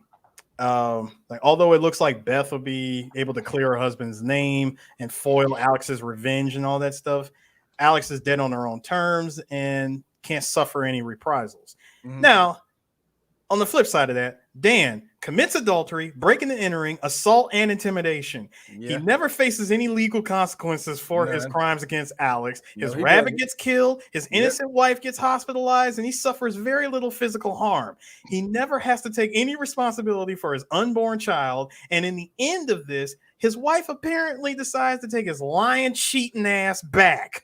Basically, everyone else suffers more for his transgressions than him. Let's be real. That's real life. Like whenever you do that and stuff, everybody ends up suffering for this shit. And let's just be real. And that's what a lot of Chris, my point is that everybody suffers and he still gets away with it. That's what I'm saying. That's how it is in real life. It's like that happens a lot. You don't really catch you don't catch the heavy end of it. It's everybody else that catches the heavy of it. Now that being said, that happens not as often as you think it is, but it does happen where it's like, so where's he at? He in Florida now, and he's just living his life. And she got 2 kids, and okay, that happens all the time, and it's unfortunate that it does. And in this case, and that was the one thing I was like, when you just stated all that, I'm like, Yeah, fuck him. Hey guys, the law of inverse fertility. That Alex claims she gotten pregnant, and when Dan confronts her about her lack of protection, she notes she's assumed that she was infertile due to a traumatic miscarriage she had the previous year. Oh yeah, she thought she couldn't get pregnant, but she ended up getting it. The magic is magical. And now here's a question. There's two questions that we can end it off like this. Do you think she was pregnant? And do you think what's the name and his wife stayed together? I think they did get together. I'm pretty sure therapy was involved. No. When I say stay together, I mean they're still like if they were real life. Oh, no. I feel they are married. Do you think like I think? 5 years later there was a divorce. Oh no, I think put it this way. I feel that there was definitely years of therapy to kind of get shit back the way it needed to get back. Because it looked like ultimately, despite the shit, if both of them are putting the work, they look like two people that actually legit wanted to put the work in. And I think they probably did go the way they go. Now, think of it is now, if Dan had a kind of like I don't give a fuck attitude and stuff, then it's like, oh yeah, that 5 years, they could not. I still believe there was a divorce, but I respect that answer, Chris. Harris, what about you? There was a divorce, but no, hold on. There was a divorce, but it never proceeded. You want to know why? Either party never signed the paper. Oh, it's one of them. It's one of those like it's the Walter. The game of chicken. It's the Skylar and Walter situation. It's what I like to call what I like to call that? The worst marriage you could ever be in. That's the marriage because that means this happens. I'm sorry. What, bitch? Who is it? I didn't say that. I thought so because you're just gonna stay on the couch and not move, right? Yes, honey. I thought so. Like this. Here, good dog. There you go. Stay on the couch. Don't move. I'm sorry. You have a fleeting thought. Why would I want you away from me for 14 seconds? You might fuck the waitress. We are at this Shoney's and you will be quiet. We are not. I feel like they was just beefing constantly and they had to get divorced. This movie definitely dealt with some huge criticism. I'm gonna say criticism. It dealt with huge controversy at the time. I believe so. Another trope: STD immunity. 1987. Well, that's prototypical of anything nowadays. Hold on, let me read this. At a time when the AIDS crisis was kicking into high gear, as well as a myriad of other venereal diseases out there, Dan had unprotected sex with Alex, yet doesn't catch anything or even seem worried about the possibility. I don't understand the need to like go crazy realistic with it. Honestly, I didn't say they have to go crazy realistic. I'm just saying. I hate how you do that, Chris. Because of all this shit, that's when you're like, okay, now the line has to be drawn. VD is actually a real thing. No, what I'm saying is, at the time that this movie came out, I could see if either one has said, just as easy as, oh, you're pregnant. You sure you didn't give me some type of disease and you're just using pregnancy as a cover? That could have been thrown in there. That's a line of dialogue that could have been used. Boom, that's it. Never. But to me, I've always been of the school of thought that you don't really have to go that far with it. It's kind of like how people, like I think Insecure recently. This is a good example. Insecure recently, a lot of people were mad that everybody in the show is having sex with no condom, and I'm like, well, does it matter? And obviously one of the characters, I think I forgot the guy's name, the black dude, Lawrence. Yeah, Lawrence. Like basically his character, like literally the season finale last season, find out that the girl that he was dating and stuff, she's pregnant. And he's like, well, I thought we were being careful. And he's like, yeah, we were, which AKA he wasn't really using condoms consistently. So there you go. Well, consequences. Here's the thing, actually. Chris, there's two different. Wait. No, I'm sorry, gentlemen. Let me explain something to you. Chris, the only time that should ever matter, and I mean ever matter, is in. I'm sorry. The only time that shit ever matters where you don't need to think about it or bring it up is hentai. Sorry. Even if that's what I'm saying. But Chris, let's put it this way. No condom now is way different than it was back in the 80s. But even in the 80s, I go to a movie to escape. That should be one little All right, minor no, thing that's like, Chris. Okay, you know how you just mentioned it in Insecure? mhm. Okay, the consequences of having no condom now is minuscule compared to what it was in the 80s. Back in the 80s, you didn't wear no condom. Either you're getting pregnant or you're getting the clap. It's one of the two things. It was a much higher possibility back It then. was much higher. Also, that was also, Chris, let's also put it out there. That was the perception of people at that time. You don't wear protection, you're getting something. You see all these gay niggas up in New York fucking each other? Yeah, you're gonna get the AIDS. That's the way it was back then, all right? so that's how it is. I know, I get it. At this point, it's just talking. I know it is, because when you really think about it, like, well, nobody's thinking about it. But then again, so you just fucking with y'all were just having fun, huh? Oh, yeah, but my thing was is always like, even back then, whenever AIDS came up, they always used it as the some pill sort of came like, up though, did it though? The pill came up very quick, so that's what I'm saying. That's like as soon as Michael looks at it and says, "You're not on. You don't do any." No, I don't. Again, you guys were not establishing anything other than fucking. No. D. See, you already said the key word. I was just gonna say you guys established nothing past. I'll get the check. check, please. Nothing else. Did you also love how the movie, we got two good death glares in this movie? First of all, the first death glare was Alex giving her death glare to Jimmy with that lame ass "come on," and then Beth's father in the hospital when he showed up. My man when he looked at his father-in-law, he just gave him that 1,000-yard death glare, like son of a bitch. Like it's like that line was about to hop out, didn't it? Can we also mention the slight racism? Slight racism. Okay, the beginning of the movie when we see freaking Tatsu from Secret of the Ooze, who was putting out that self-help. That samurai self-help book. Hey, we see it all. I'm like, what's with all the Japanese people? And she's like, it's an exercise book, D. Oh, my word, where you were. I was waiting for it. I was really waiting for it. I was waiting for the movie to establish it. It didn't happen until the scene after, when they went out with with the best friends and wives went out together, and they said, yeah, I read through that book, that samurai exercise book, and they both did the hi. I'm like, that's racism. Where to go, 1980s? Where to go, 1980s? Don't change. Never change for anybody. So you know what? We still got a couple of more. I still got a couple of more crazy bitch movies to do. I still do. I me and Eris, we like. I don't. Actually, you know what? I'm not really sure of all of them, but I know we got a couple more. You know what I mean? Because when you get Fatal Attraction, that's one of the best crazy bitch movies there are.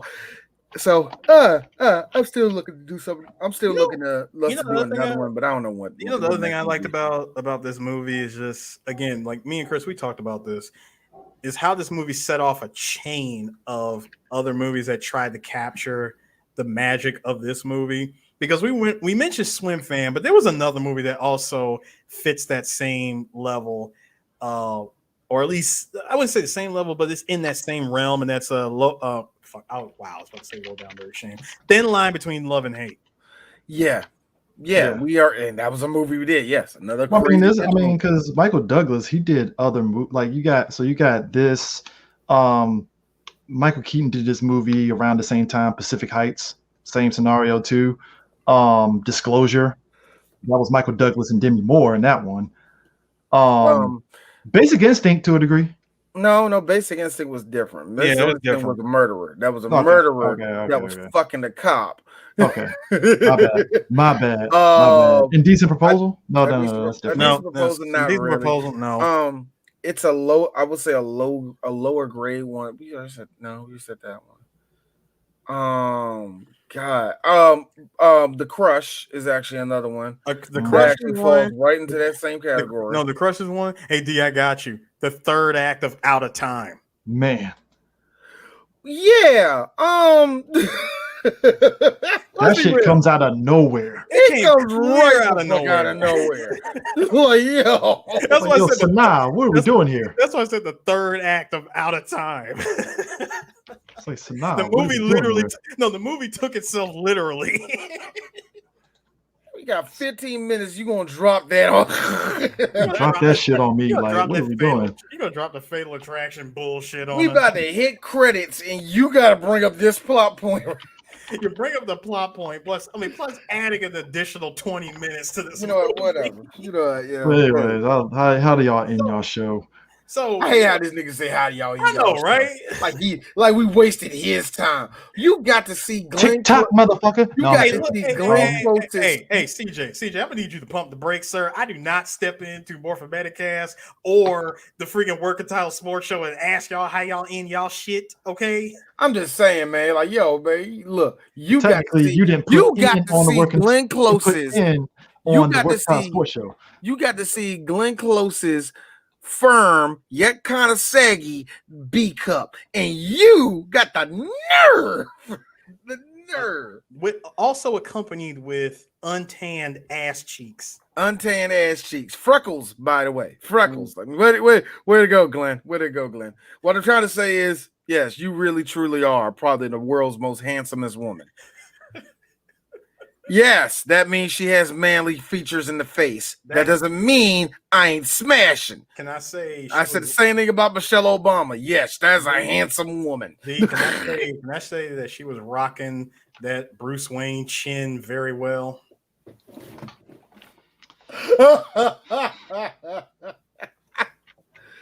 Yo, when they was kissing each other, it's like, yeah, let's test chins. Yeah. Her and Michael Douglas just chin fucking each other. I would, if I ever met Glenn Close back in '87, I would say, look here, put this cowl on and just say, I am the knight. No one will know. No one will know. No one will know. People will still be wondering if it's Michael Keaton or somebody else. They'll have no idea it's you. I'm not really sure, but I'm not really sure, but that curly hair is fantastic. Hope black women don't take that design and make it look better. That'd just be terrifying for us. Anyway, I hope a black woman from New Jersey doesn't come out and make it look better. Last thing we need is one of these negresses coming out of the woodwork and singing pop songs and rocking that hair better. Well, what do you think? The fuck is going on around here? I think Whitney Houston's okay. I think she's pretty awesome. Show me the receipts. Anyway, like I do at the end of every band. Eris, CJ, it's been good talking to y'all. It has been an adventure, sir. Good talking to you too. Good talking. Laters. That nigga sound like he's so out of breath.